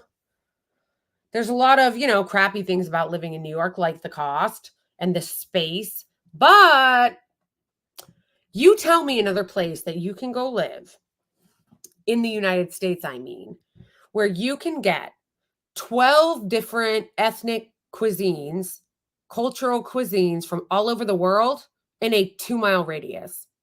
1-mile radius, actually. If you went 2 miles, you could probably get 30. Tell me where. Is it true that there are more homeless than pigeons in New York? That's not true. That's not true. In fact, it's not in New York. The homeless population that's gotten really out of hand is in California.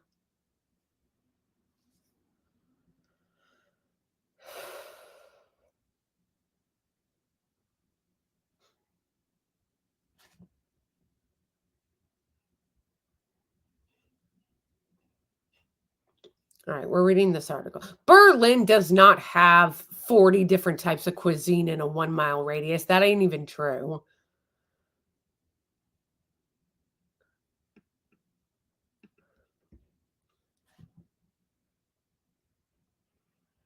When I drive from Pennsylvania into West Virginia, I can tell because all the trees disappear.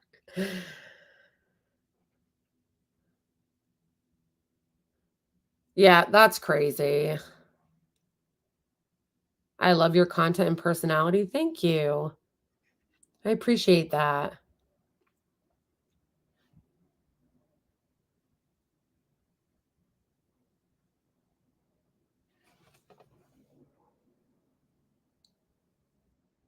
Sorry, guys. I'm just giving my jaw a little massage. My jaw will get in like really bad pain a lot because I have really bad TMJ.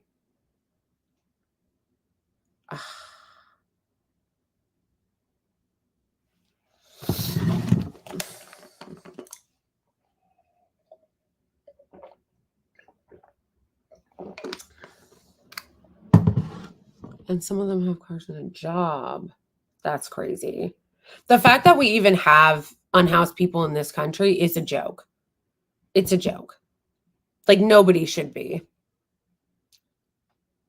No, I have TMJ, so my jaw will hurt a lot. That's so nice. Whoever gifted memberships thinks I'm a disabled veteran and dad of 3. That is so nice. That really warms my heart. Thank you for sharing that, Writer in Black. Thank you for sharing that. And I want to point out that, hold on, I'll find it. It was Mr. Mad Brown Cow and Bot123 who gifted memberships. So I don't know if you guys are still in chat, but thank you for gifting them, because Ryder in Black was able to get a membership when he otherwise wouldn't have been. So thank you so much, you guys. Lansy Bear, Alana Hadid is Irish Palestinian. Well, then what did I tell you? They're beautiful people. Alana Hadid is obviously very beautiful. Housing should be a human right. Yeah. And instead, what they're doing in this late stage capitalism hellscape is the Supreme Court made it legal to just arrest homeless people. It's so crazy. Love the Irish and the Palestinians. I know they're really amazing people. And when we say Irish, we're obviously talking about Irish people in Ireland, not Irish Americans who we're embarrassing. Like, I hate the way that there is no like appreciation for Irish culture here. Like, what do we have? St. Patrick's Day, which is just an excuse for a bunch of morons to get drunk. There's no respect. Here in Kansas City, we're fighting back against the anti-homelessness and anti-tenant bastards. Yeah. Yeah, that's what they're doing, guys. They're literally making it impossible to afford an apartment. They're allowing hedge funds and private equity to buy up whole apartments so they can become your landlord from hell. And then when you become homeless because of it, they criminalize you. Like, it's actually insane. Referral $50. Thank you again for this super chat. I live in the burbs and we have unhoused people, even which I think the left tends to neglect as their focus is on urban and rural areas. Yeah, that's a good point. I don't think the left does enough to address in general. They don't target the right targets, in my opinion, when it comes to unhoused people and the homelessness issue in general. I feel like a lot of the left will focus on like people's right to be homeless instead of the fact that we shouldn't have homelessness at all. Like, the target should be at ending homelessness.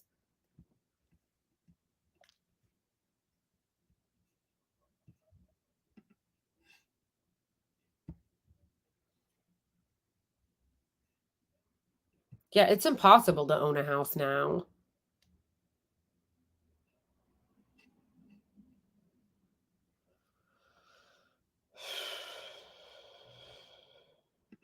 America needs to, the champagne libs, I call them, because they want symbolic victories to gloat over and still tangible as true. Can't argue with that. Oh yeah, I know. We could learn a thing or two from China. The liberal left focuses on decorum, not actual poverty. Yeah, that's true. But also, I'm not just talking about the liberals. I'm talking about like leftists. Like, when I see like liberals focus on decorum and they focus on, oh, let's give a bunch of money to some bullshit nonprofit that's not going to do anything.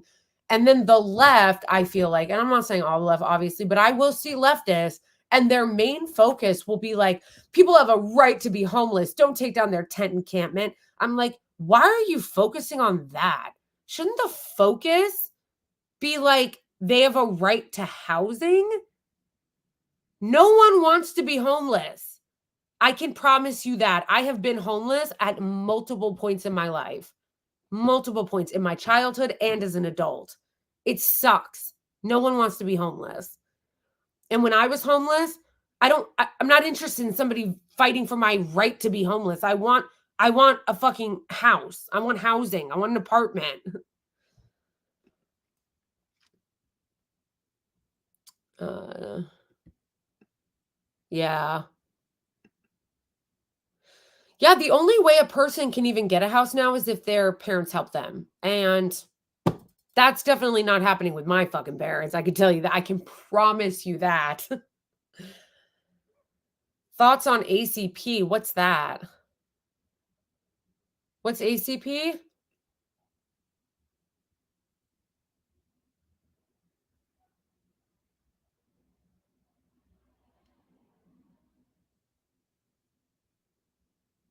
What's ACP?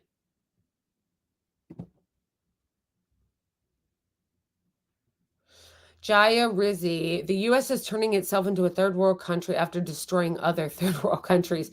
I mean, it's kind of true. It's kind of true, which is what ends up happening if you think about it.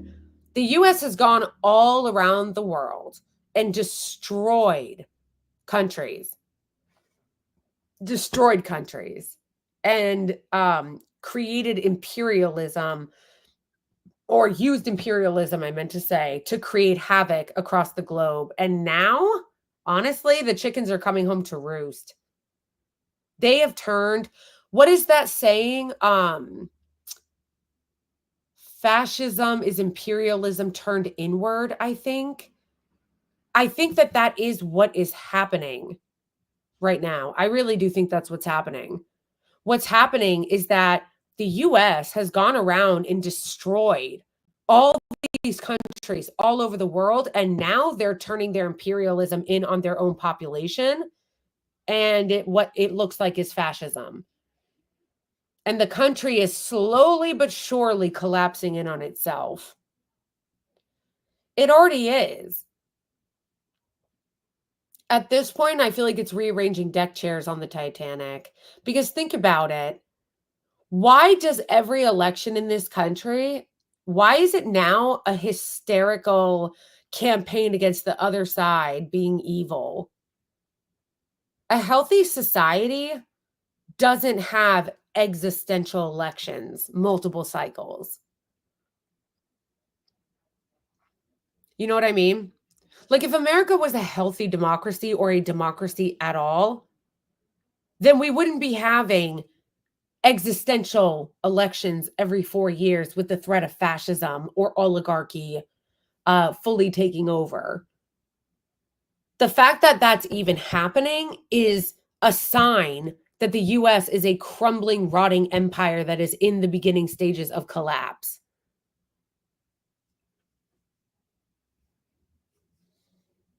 And look at what they had to do to get there. You know how we just said imperialism or fascism is imperialism turned inwards? Think about how the US has run out of people to demonize, and that's why Republicans and Democrats demonize each other so hardcore. The Republicans and Democrats have to demonize each other so hardcore because we've run out of people to demonize, like the other. It was only a matter of time. Speaking of which, of people I like that I read and follow and watch their content, Chris Hedges, he's great. He's another one.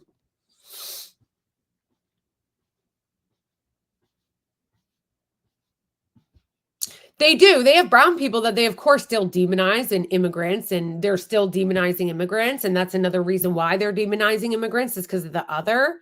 But also in the United States, they will find brown people to join the imperialism and to help demonize the other side for them. I mean, it's actually crazy when you look at some of the people they'll find to just demonize their own communities in order to do propaganda on behalf of imperialism. I mean, we're seeing that in this election. We're seeing it at the border with Border Patrol. A lot of Border Patrol agents are Latino.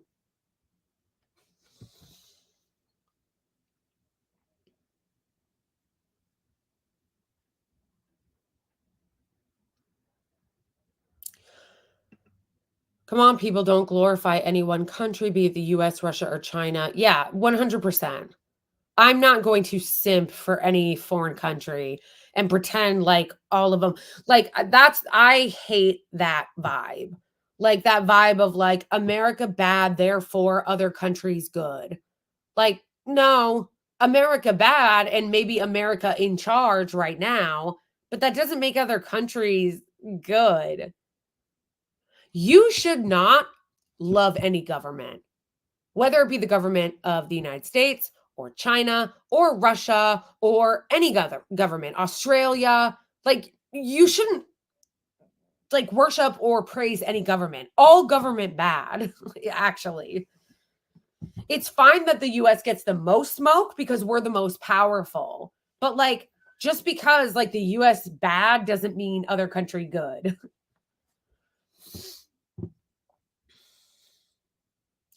I'm real life friends here in Kansas City with Socialist MMA, whom I think you would like working with, Blakely. Wait, I think I know who that is. Is that the Revolutionary Blackout Network? Are they in Kansas City?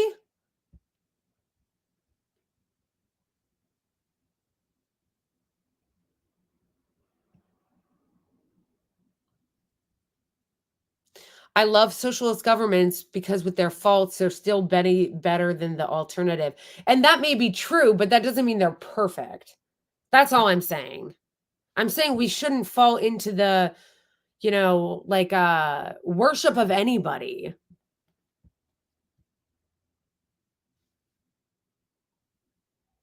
One of my relatives told me last week you can't just Yeah, like to me, that's one of the dumbest things that people say against Jill Stein is she's a Russian asset. Yeah. And you guys are all assets of the Israeli regime. Like, I am so done with that argument. I'm so done with that argument. You're never going to catch me out here doing their Russian asset propaganda when all of you are owned by the Israeli regime. Please be so fucking for real.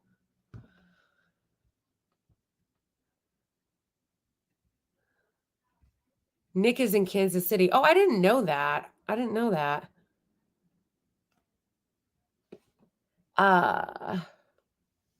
Other RBNs are in Florida, Illinois, and I think the Carolinas. Oh, okay. Jill Stein expressed concern for Israel. She's a liberal Zionist to me. Wait, what? She did? I thought she said that Israel was criminal.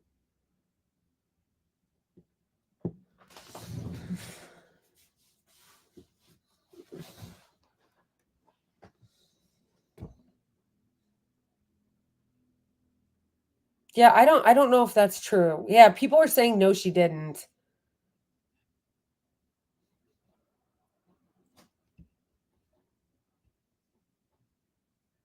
She said she was worried for them.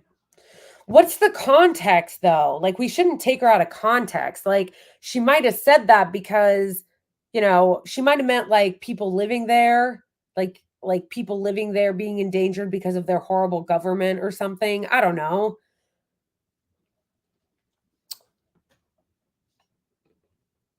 She still believes in the idea of the Israeli regime.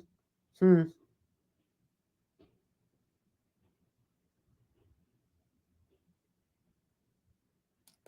Jill Stein told a friend of hers she was worried about Cocoa Puff. Doesn't mean well, can we compartmentalize a little bit here? I do feel bad for families in Israel who lost their family members during the attack. That doesn't mean I support Israel.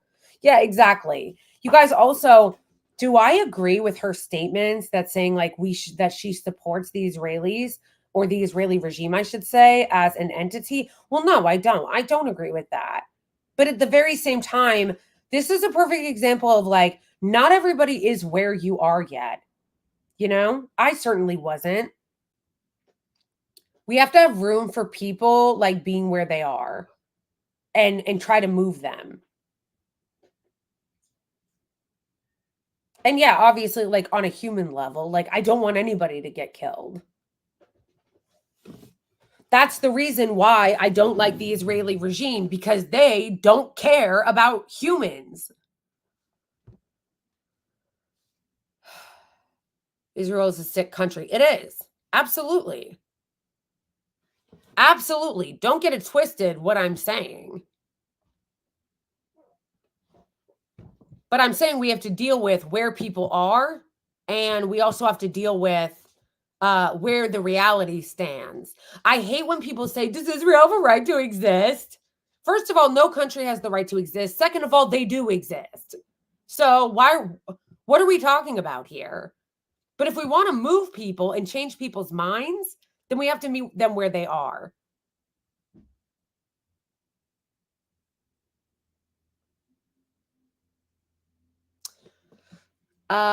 They forget that Israeli citizens are settlers living on occupied land. True. That is true.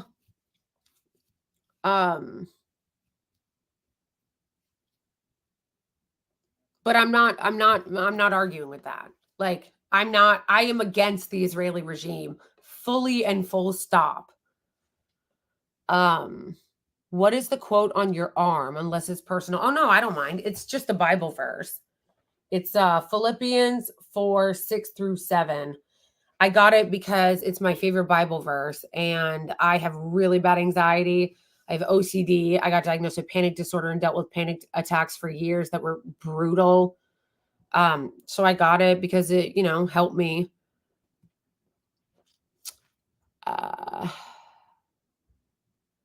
She learned, recognizes no borders. The Israeli regime is a lunatic state. Lunatic, to quote the great Norm Finkelstein. It is a lunatic state. Okay. And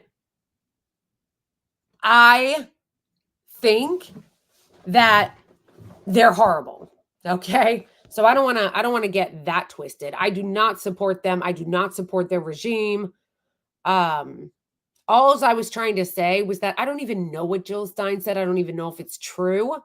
But if we're talking about, how to move the country, how to move people, and you support Jill Stein because she's anti-imperialist, if, she is, then we have to meet people where they are, and then on the positions that they have that are bad. Like Jill Stein's maybe on the Israeli regime. I'm not even sure if that's her position, but if it is, we have to try to move them. Like, you have to start somewhere with people that are on your side and then try to move them, that are mostly on your side.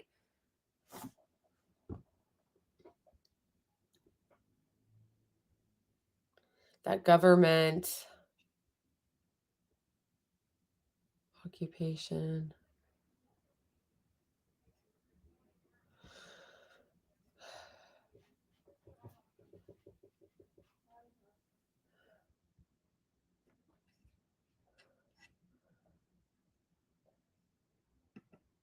Base Philippines. Insubordinate academic.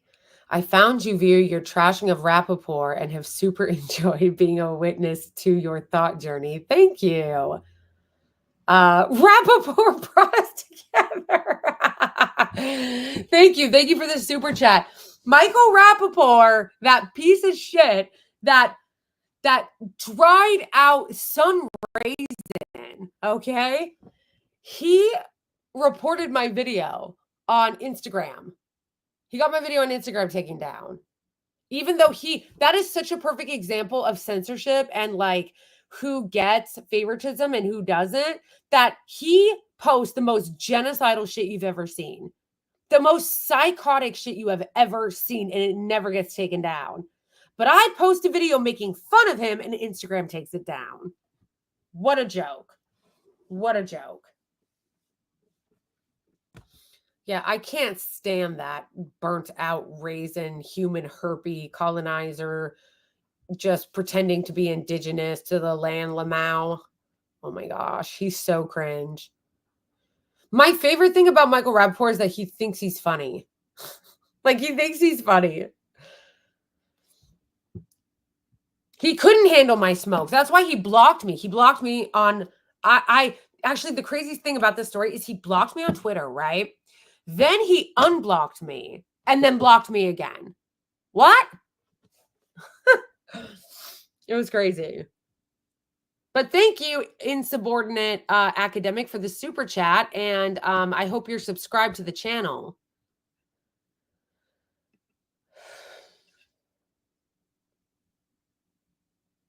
Okay, hold on, you guys. I'm already at 2 hours. I usually stream for 2 hours. I'm already at 2 hours, but I want to do that article.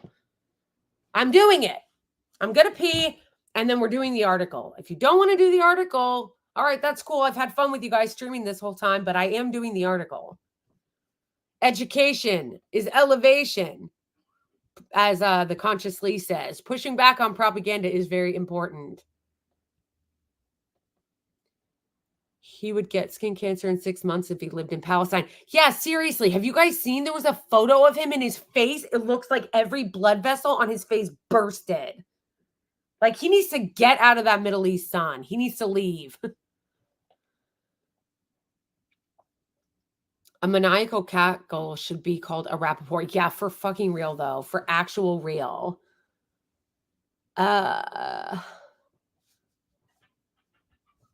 Not to mention that the IOF was created by the free major terrorist groups. Of course they were, because every accusation is a confession. Every accusation is a confession. Listen, I can't even say everything. You guys, like, hear me when I say I can't even say anything or everything that I really think about the Israeli regime, because it wouldn't be allowed on here. Like, everything that I truly think about them, I couldn't say on here. Because of all the censorship, you know what I mean? Free speech, my ass. We don't have free speech in this country.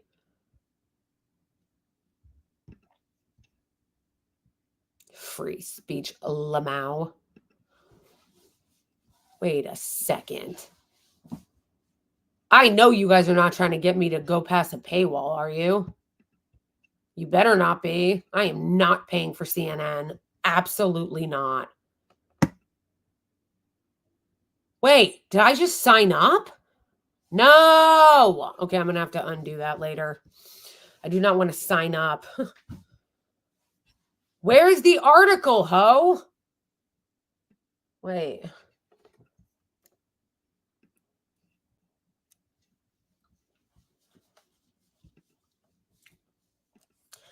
CNN.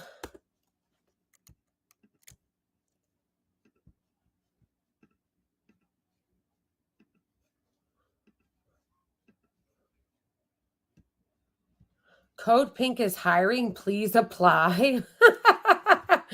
They're in DC. AMA make coffee. Wait, who's making coffee? Who's making coffee?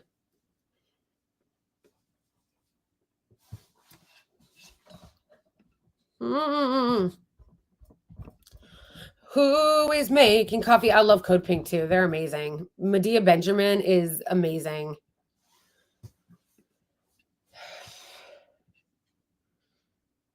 Man, you guys have done everything you can this stream, chat, to discourage me from doing this article. But I will persist, okay? I will persist.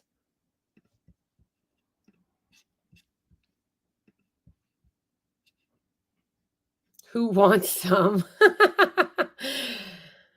Oh man, Ahmed, I can't believe it's 3 a.m. there. Although I stay up way too late every night, you guys. My sleep schedule is so bad. I stay up till like 4 or 5 a.m. every day, and then I don't wake up till like noon or later. Okay, hold on. The article is not that long, you guys. And I'm wrapping this stream up anyway after this.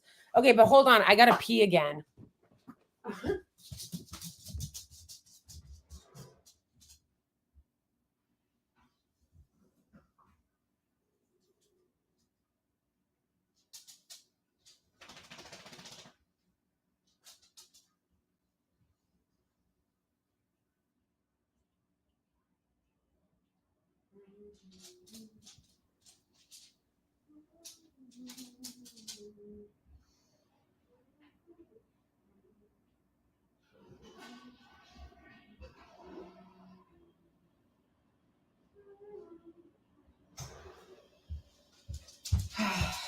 Okay.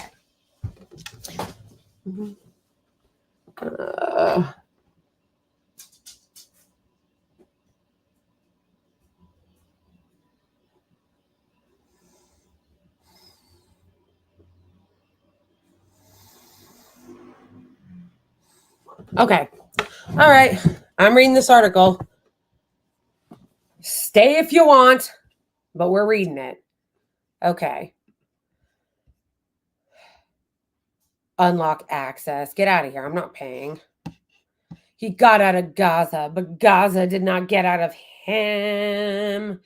Israeli soldiers returning from war struggle with trauma and self-deletion.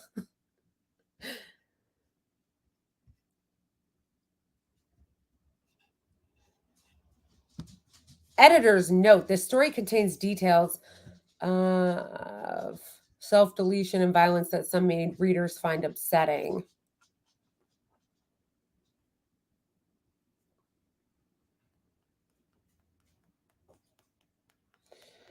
A 40-year-old father of 4 deployed to Gaza after the deadly Hamas attack on October 7, 2023. The Israeli military reservist returned a different person, traumatized by what he had witnessed in the war against Hamas, which, of course, it's not. We all know it's not. It's a genocide. It's a war on Gaza. His family told CNN 6 months after he was first sent, he was struggling with PTSD back at home before he was due to redeploy. He took his own life. He got out of Gaza, but Gaza did not get out of him, and he died after that because of the post-traumatic stress, his mother, Jenny, said. Ms. Rehi said. The Israeli military said that it is providing care for thousands of soldiers who are suffering from PTSD or mental illnesses caused by the trauma during the war. It is unclear how many have taken their own lives, as the Israeli Defense Force or as the occupation forces has not provided an official figure. And I'm sorry, like, why are you trying to make us feel sorry for them? Like, actually, especially since you know what I think of when I see this? I think of everybody in Gaza. Like, where's their PTSD treatment? Where's their PTSD treatment? Because genuinely, I feel like I have PTSD from all the things I've seen coming out of Gaza. Like, the images coming out of Gaza are so horrific that, like, I feel traumatized by it. Where's their PTSD treatment? Because no one talks about what toll that it's going to take on the people of Gaza who survived this, on all the people in Gaza who have been maimed, people who have lost their limbs, people who have kids who have lost their parents and their grandparents and their siblings. You want to talk about PTSD? Especially since, like, most of the IOF treat this like it's a video game. They just drop bombs on Gaza. They send drones there. They're not actually on the ground fighting for a lot of it because they're too cowardly and they can't actually fight the resistance on the ground. They're actually huge cowards who don't have the capacity, the wherewithal, the bravery to even fight the resistance on the ground. Where's their therapy? Where are the resistance fighters' therapy? Gabor Mate said 95% of Gazan children showed severe advanced signs of PTSD. Yeah, it makes sense. Being in a war zone in general causes PTSD, let alone what the children of Gaza have had to endure. It's actually, it's like terrifying to think about.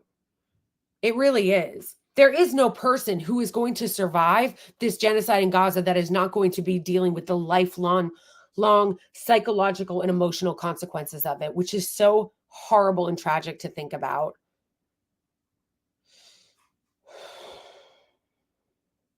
Gaza 101 is an amazing documentary if you haven't seen it. Oh, I should look that up. Let me write that down. I'll watch it later. Gaza 101. Okay. I wrote it down. Thanks, Ahmed. Good night, insubordinate academic.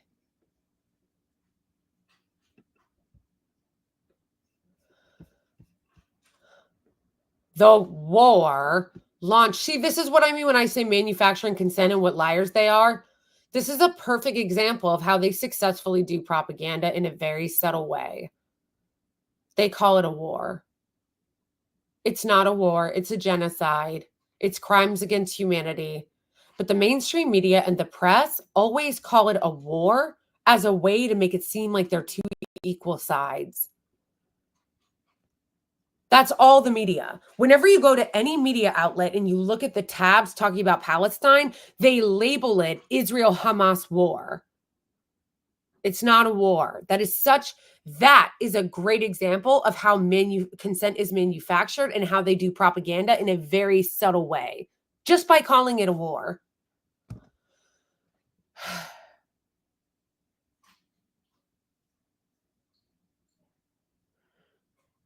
The night that won't end. Rider in Black, who is that? What is that? The night that won't end. Yeah, or a conflict. Calling it a conflict.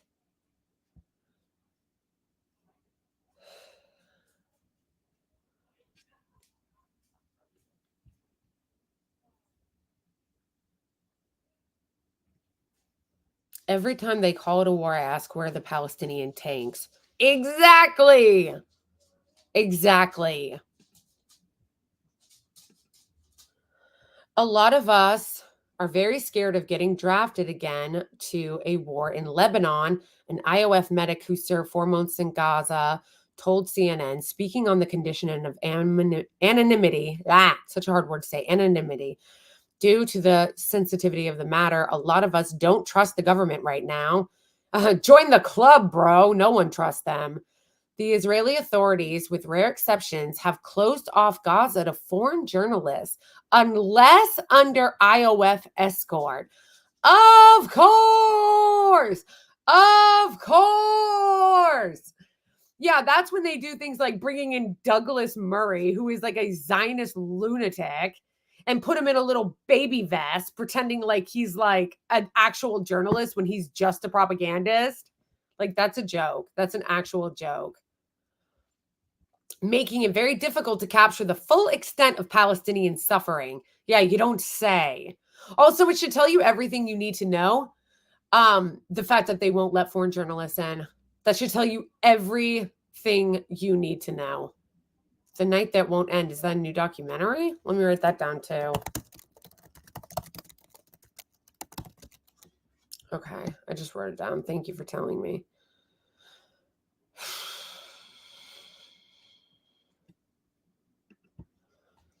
Making it difficult, or the experiences of the soldiers there.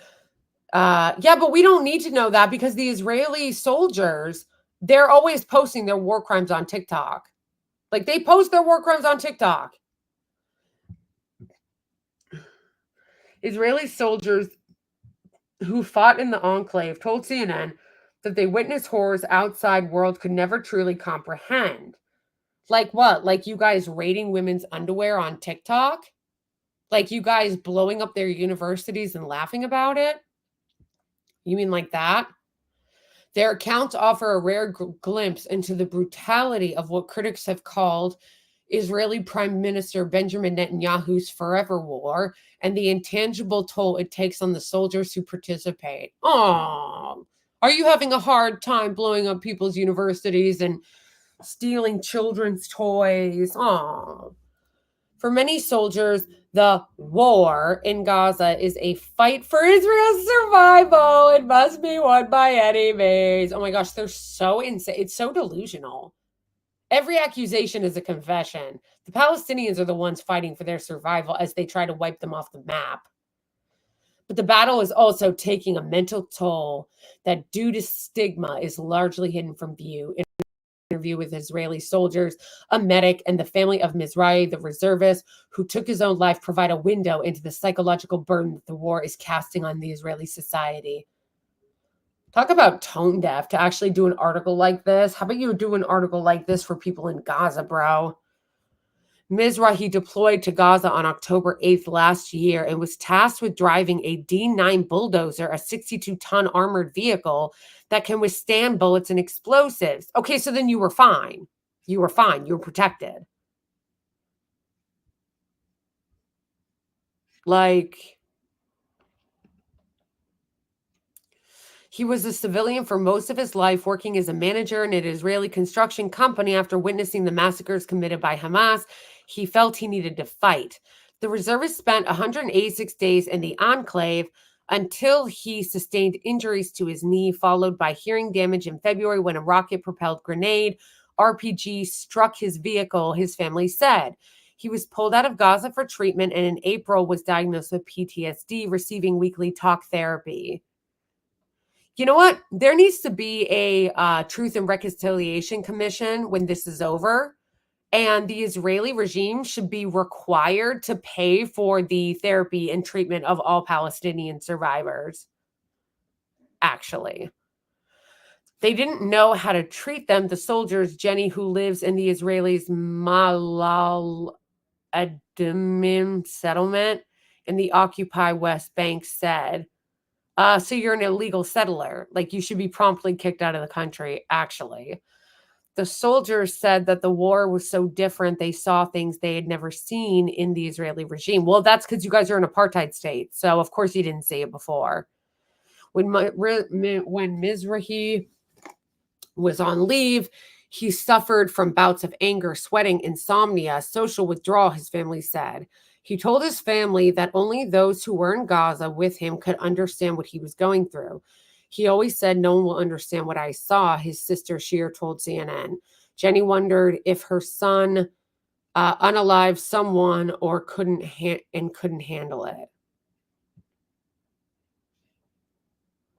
He saw a lot of people die.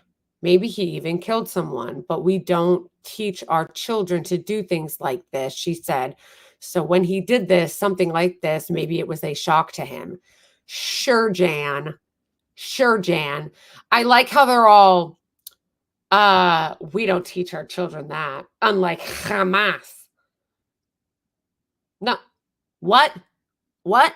You're not fooling anyone with that propaganda. I've listened to that Two Nice Jewish Boys podcast. Your whole society cheers the deaths of Palestinians. So let's just be real about that.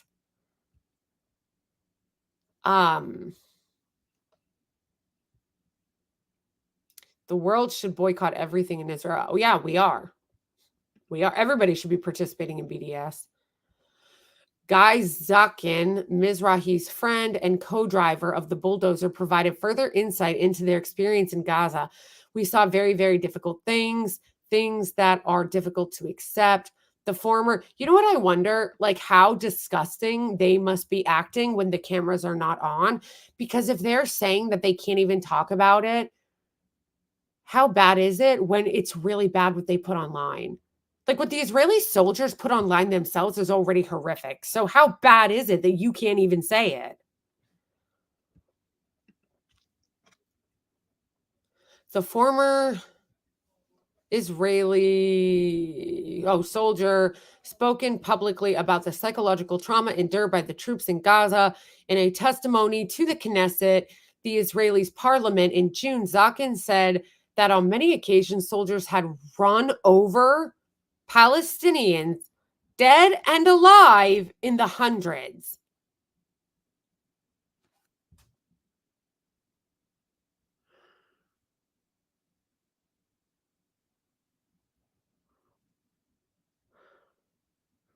The next part of this reads, "Everything squirts out," he added.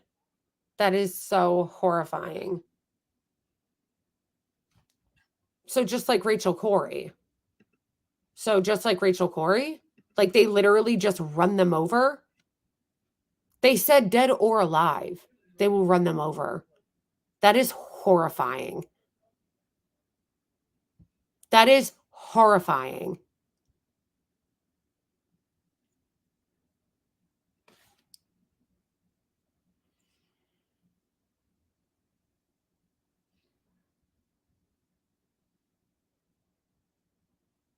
I don't understand how you can do something like that. Like, I really don't. I don't understand how, as a human being, you can do that to another human being. It's a Holocaust. Yeah, it is. It is. And you know what? When this first started, and I was still like in my learning process, I would honestly, like, I'm just being honest with you guys, like, this is part of my learning process, that like I was uncomfortable when people would compare it to the Holocaust because I thought that was going too far. But with everything I've learned, and the longer this goes on and the more that comes out, no, it is not an inappropriate comparison at all. That's exactly what it is.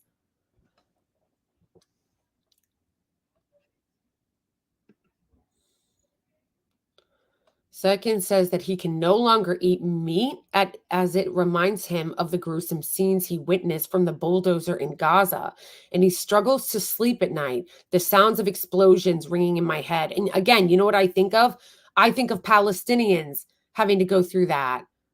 Think about the fact that every time you watch a video from Gaza, you hear drones buzzing. It's so creepy. It's so scary, just like drones buzzing. Think about all they're going through. That's what I'm thinking of as I'm reading this article. Like, you guys are all whining about how hard it's been for you. I'm thinking of all the Palestinians and what they deal with and the PTSD they're going to have, or they have already.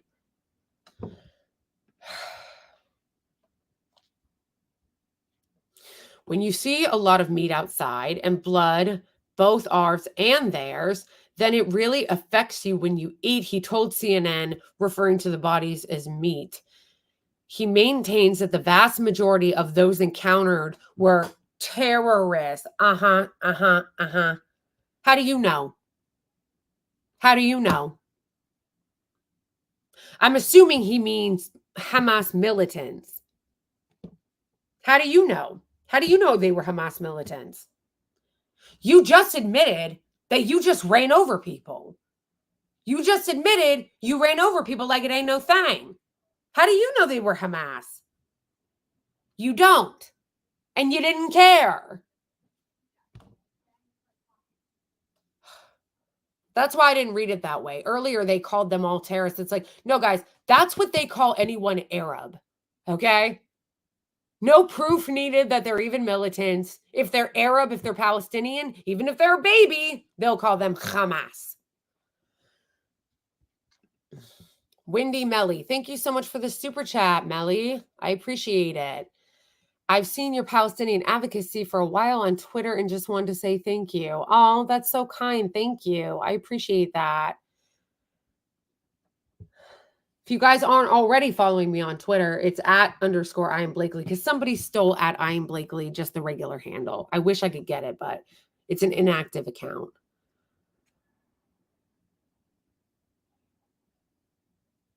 No, of course, Uri, even if they were, yeah, I agree with you, but I'm saying that I'm going off of their claims, and their claims are a lie. Like, you don't run over people with a bulldozer. Like, this is insanity.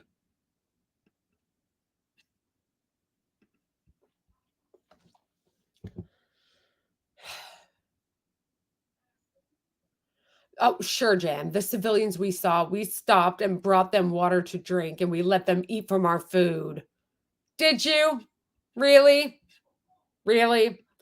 How come there's no videos of that? There's a lot of videos of IOF soldiers laughing, just like, destroying their stuff, stealing their stuff, dressing up in their clothing, humiliating them. Where's the video of them being all nice, giving them food? Boo, wasn't it you guys that literally just had a chef come there and like make you guys all food as Palestinians in northern Gaza are starving? Please, please.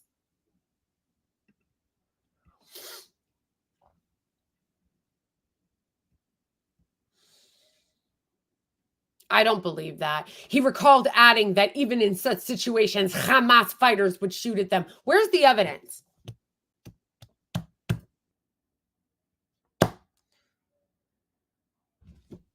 So there's no such things as citizens. Where's the evidence of this? They're always claiming that Hamas is stealing the aid that comes into Gaza and that they're always firing at other Palestinians. Where's the evidence of this? Can you provide a single shred? Because trust me, bro, is not evidence. But of course, CNN's laundering it.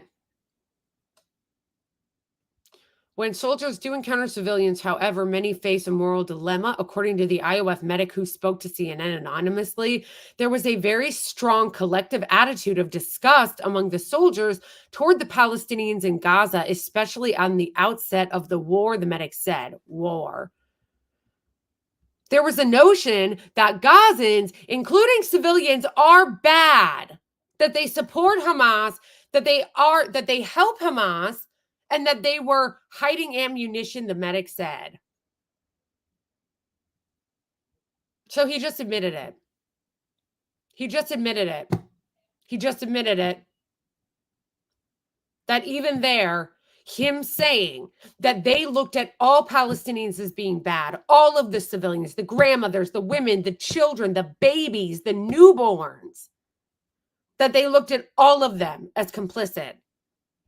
That is so evil.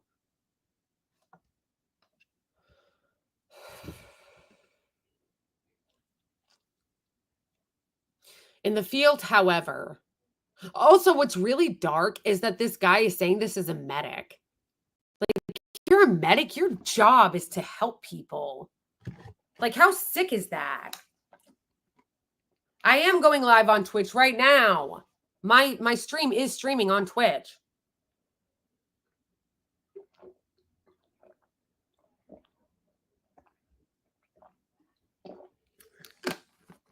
I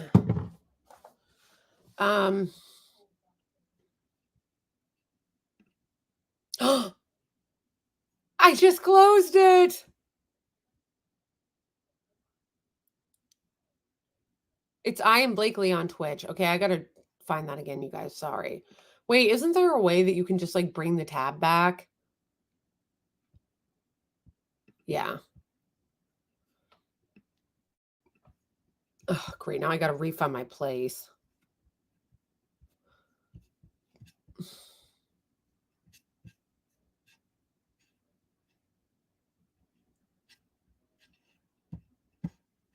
All right, I refund my place. Clarence, thank you for the super chat. Everyone should watch and listen to Mick Genocide by Caitlin Johnstone. Let me write that down. I'll look for it.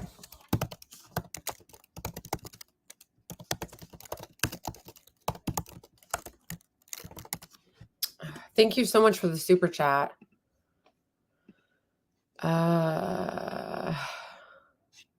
Boom, found you. Oh, good. Oh, I love your shirt. RIP Michael Brooks.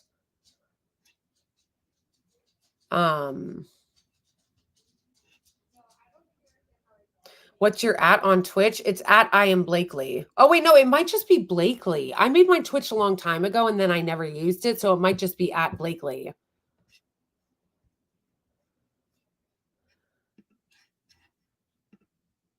You missed my last super chat. It's oh, thank you. I'm sorry, I didn't see it.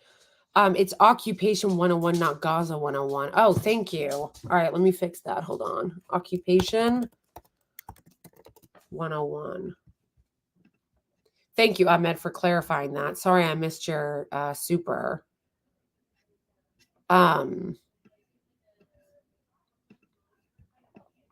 me see.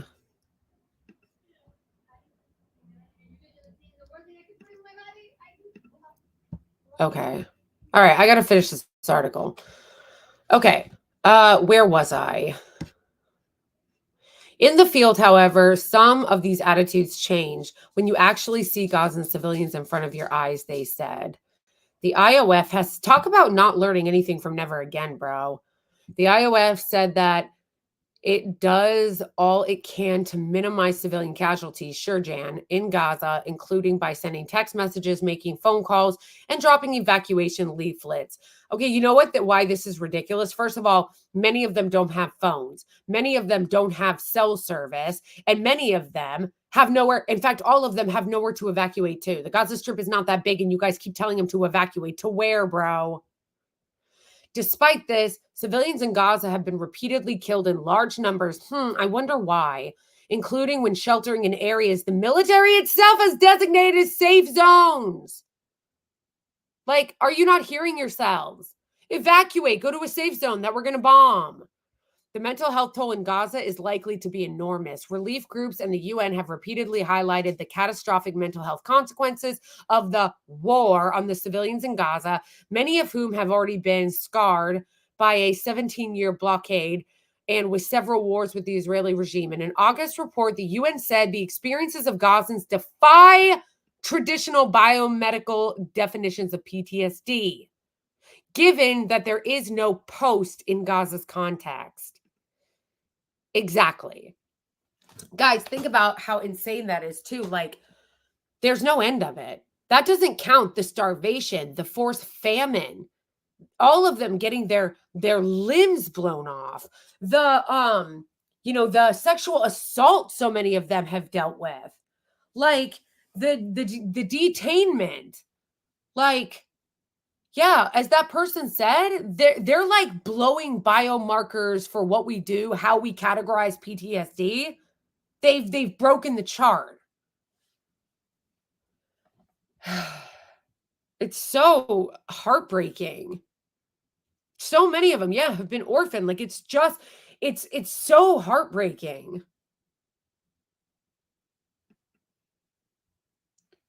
The fact that they will not let foreign journalists in should tell you everything they need to know about what they are doing. They know what they're doing. That's why they don't want journalists to come in. After Mizrahi took his own life, videos and photos surfaced on social media of the reservists bulldozing homes and buildings in Gaza and posing in front of vandalized structures. Some of the images, which were purportedly posted on his now removed social media accounts, appeared in a documentary that he was interviewed for on the Israelis' Channel 13. Does anyone have that footage? If somebody can find me that footage, I would be really grateful. His sister Shir said that she saw a lot of comments on social media accusing Mizrahi of being a murderer, cursing at him, and replying with unpleasant emojis. What do you want to, like, us to play the world's smallest violin for you? Israelis regularly do that in their Telegram channels. How many photos have we seen of Telegram channels where the Israelis are laughing at killed Palestinians? In fact, I remember seeing a post on Twitter not that long ago of a Israeli Telegram channel where they had a picture of a ran over Palestinian with a bulldozer, and all the replies were laughing emojis and stuff. If anybody can find whatever they're referencing here, the interview of Channel 13 of this guy, please, please, please put it in chat.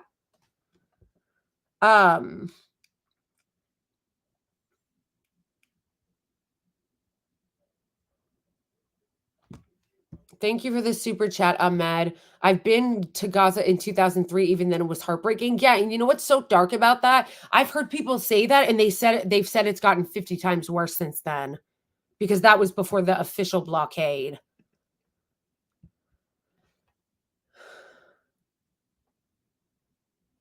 This is the kind of thing that makes me sick. They're trying to present this guy who committed suicide as a victim when they just said themselves on his social media he was posing in front of destroyed buildings and vandalized buildings, and that there was video of him bulldozing Palestinian stuff. How do you explain that?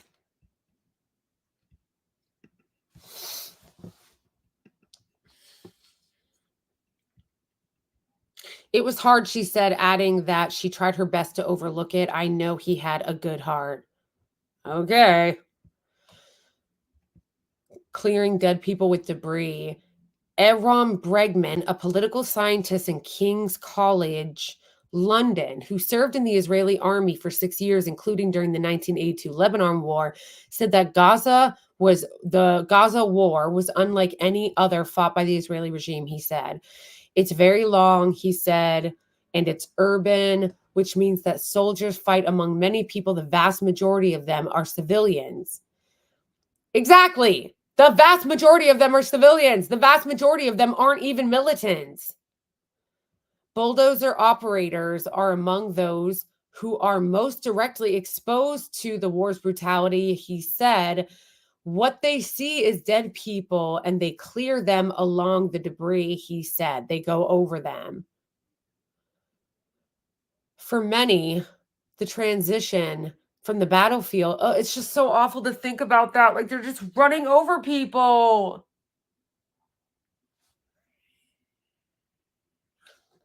Also, I think it's disgusting and so evil to do that because you're desecrating. Like to me, I saw a video of one of those boulders doing that. And what I thought was these people are so awful and disgusting because they have absolutely no respect for human life. No respect for human life. They desecrate their bodies after they're dead. They just desecrate them. No respect. No respect. Talk about burying the lead. The framing is so abysmal. I know. That's what I mean. It's such propaganda. For many, the transition from the battlefield back to civilian life can be overwhelming, especially after urban warfare that involves the deaths of women and children. How can you put your children to bed? You know, you saw children killed in Gaza. I don't know how they do. I don't know how they sleep at night. Despite Mizrahi's PTSD, his family said he agreed to return to Gaza when he was called up again 2 days before he was meant to redeploy. He committed suicide. In her home, Jenny has dedicated a room to memorialize her late son with photos from his childhood and working in construction. Among other objects, his mother has kept his cap Mizrahi was wearing. When he shot himself in the head, the bullet holes clearly visible. That's really dark. That's like really dark. Why? Mizrahi's family started speaking out about his death after the IOF did not grant him a military burial, saying that he was not in active reserve duty. They later reversed their decision. LOL. LOL. They're like so cheap. They just didn't want to pay for it. So did you put a photo of him, any of his photos of him desecrating Palestinian homes and people? Did you put that in the mural, ma'am?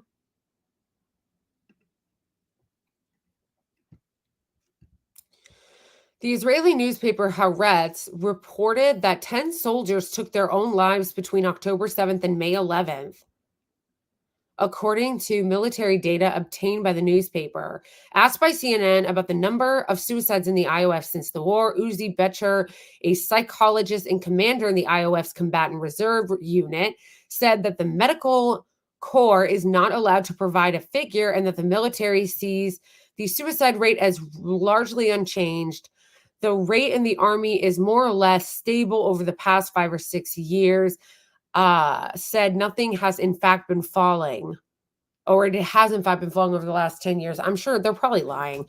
Even if the number of suicides is higher, he said the ratio is far quite the same from previous years because we have more soldiers. It doesn't mean that there is a trend of more suicides, he told CNN. He didn't provide CNN with the number or the rate. Every case is for us is heartbreaking, he said. Still, more than a third of those removed from combat are found to have had mental health issues. In a statement in August, the Israeli Defense Ministry's Rehabilitation Division said that every month more than 1,000 new wounded soldiers are removed from fighting for treatment, 35% of whom complain about their mental state, with 27% developing a mental reaction to post-traumatic stress disorder. Yeah. What about think about then again what the Palestinians who were there fighting are dealing with.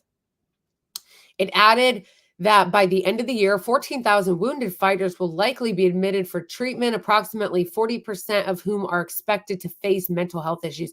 You know what pisses me off about that is that as an American taxpayer, I'm paying for their mental health treatment. Ugh.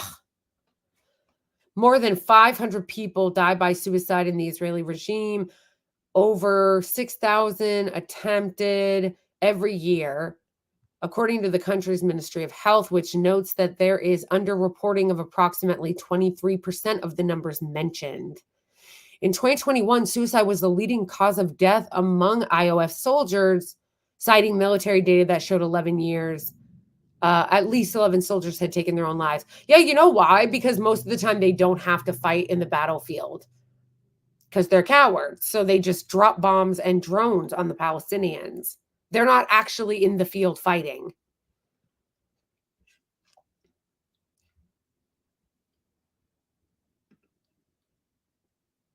Wow. Earlier this year, the Ministry of Health sought to debunk a reported cases or isolated incidents in the media and in social media without providing any numbers. The ministry said that there was a decrease in suicide in the regime in October to December in comparison with the same 3 months. I don't believe anything they say. They always lie. Bregman, the Lebanon war veteran, said that PTSD and other mental health issues are now easier to talk about than they were in the 70s and 80s, thanks to the diminishing stigma. Still, he said soldiers coming out of Gaza will carry their experiences for the rest of their lives. The IOF medic who spoke to CNN said that there is a mental health officer designated to every unit and army during and after deployment. Oh, how nice of you, or how nice of me with my tax dollars. The impact of the war, nonetheless, war persists, and the medic said that the soldiers as young as 18 are suffering from mental trauma in Gaza. They would often cry or would appear emotionally numb, the medic said, normalizing the abnormal. Betcher, the IOF psychologist, said that one of the ways the military helps traumatized troops resume their lives is to try to normalize what they went through, partly by reminding them of the horrors committed on October 7th. Oh my gosh, how embarrassing. So they're saying one of the ways that they try to normalize it or make them feel normal is to be like, listen, I know you're kind of maybe feeling guilty about all those atrocities that you committed while you were in Gaza, but October 7th, October 7th, October 7th, am I right? October 7th. Oh my gosh. They literally use October 7th to justify every heinous thing that they do. The situation is not normal for human beings, Butler said, adding that when soldiers come back from the battlefield with PTSD symptoms, he asked, how do I get back home after what I saw? And how do I get engaged with my kids after what I saw? Yeah, good question. I'd like to know that, how you do. How the IOF soldiers go and commit these atrocities against women and children and babies and then just go back home with their kids like it ain't no thing. Yeah, I want to know the answer to that.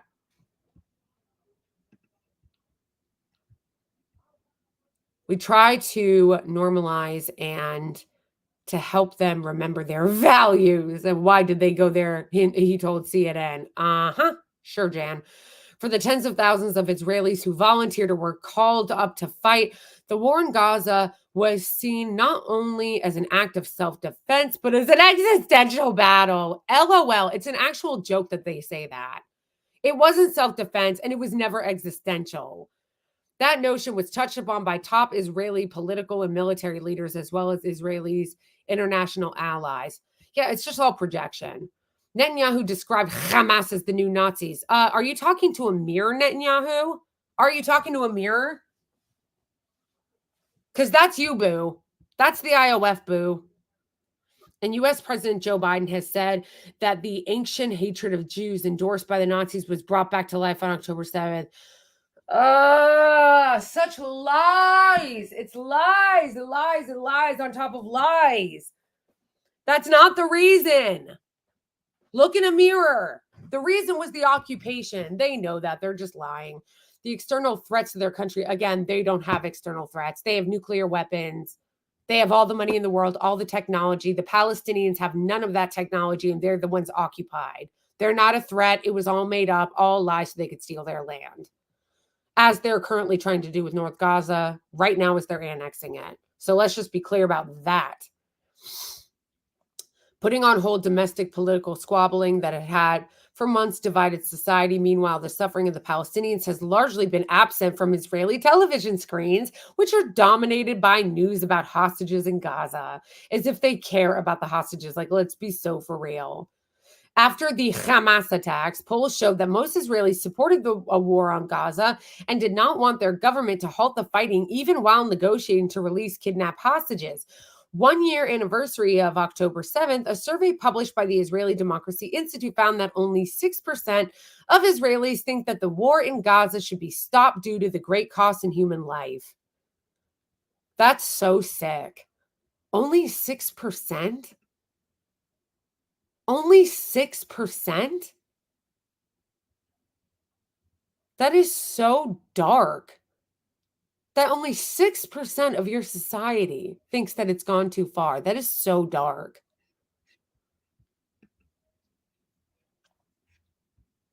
Some soldiers, however, couldn't rationalize the horrors they had seen. When he returned from Gaza, Mizrahi often told his family that he felt invisible blood coming out of him, his mother said. His sister blames the war for her brother's death because of the army. Because of this war, my brother is not here, she said. Maybe he didn't die from a bullet in combat or an RPG, but he died from an invisible one, she said, referring to his psychological pain. What a joke. What a joke. Did anybody find a link to the Channel 13 thing or no?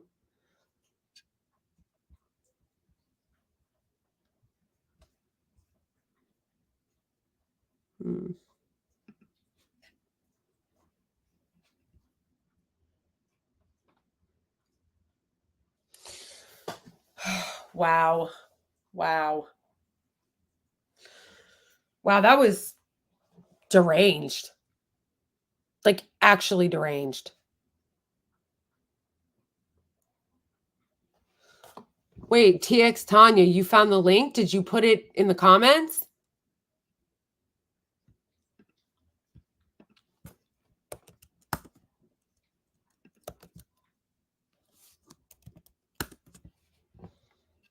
Did you put it in the comments?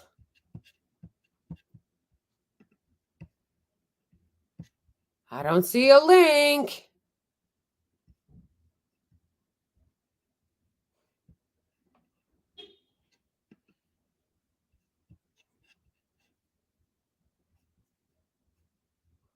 Well, if there was a link, I do not see it. This article was painful. Iori, you changed your profile picture again? This article was painful, but it had to be done. So thank you. Thank you. Thank you. I feel like chat was really trying to get me to not go over it. But I feel like it was important to go over. It's important to not only read that stuff, but it's important to push back on it. It's important to push back on the propaganda. It's important to call it out. Noah Sampson on YouTube made a video earlier with his social media content.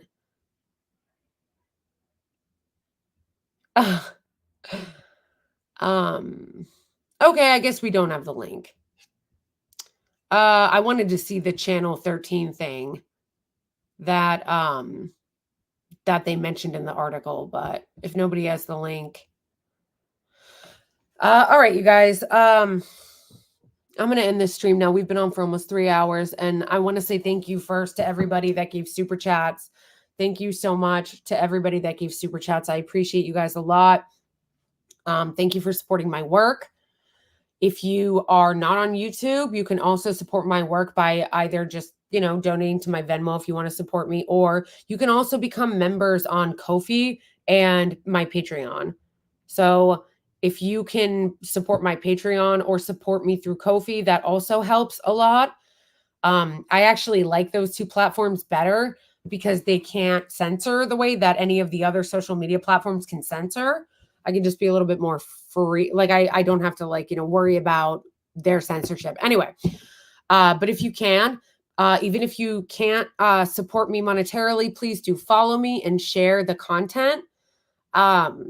And again, thank you. Thank you so much to everybody who donated and supports my channel and became members. because you guys are the reason why I can even do this. So thank you so much. I love you all. I'll probably go live again on Saturday or Sunday. We'll see. It really depends. But yeah, I love everybody. Free Palestine. Thank you, Clarence, for the super chat. I'll read it before I jump up. I must emphatically disagree with all the talk of lack of sympathy. Those who seek to fight monsters. I mean, true. Thank you so much for the super chat, Clarence. And thank you, all you guys, for your support of this channel. I love you all. And free Palestine. May this nightmare end.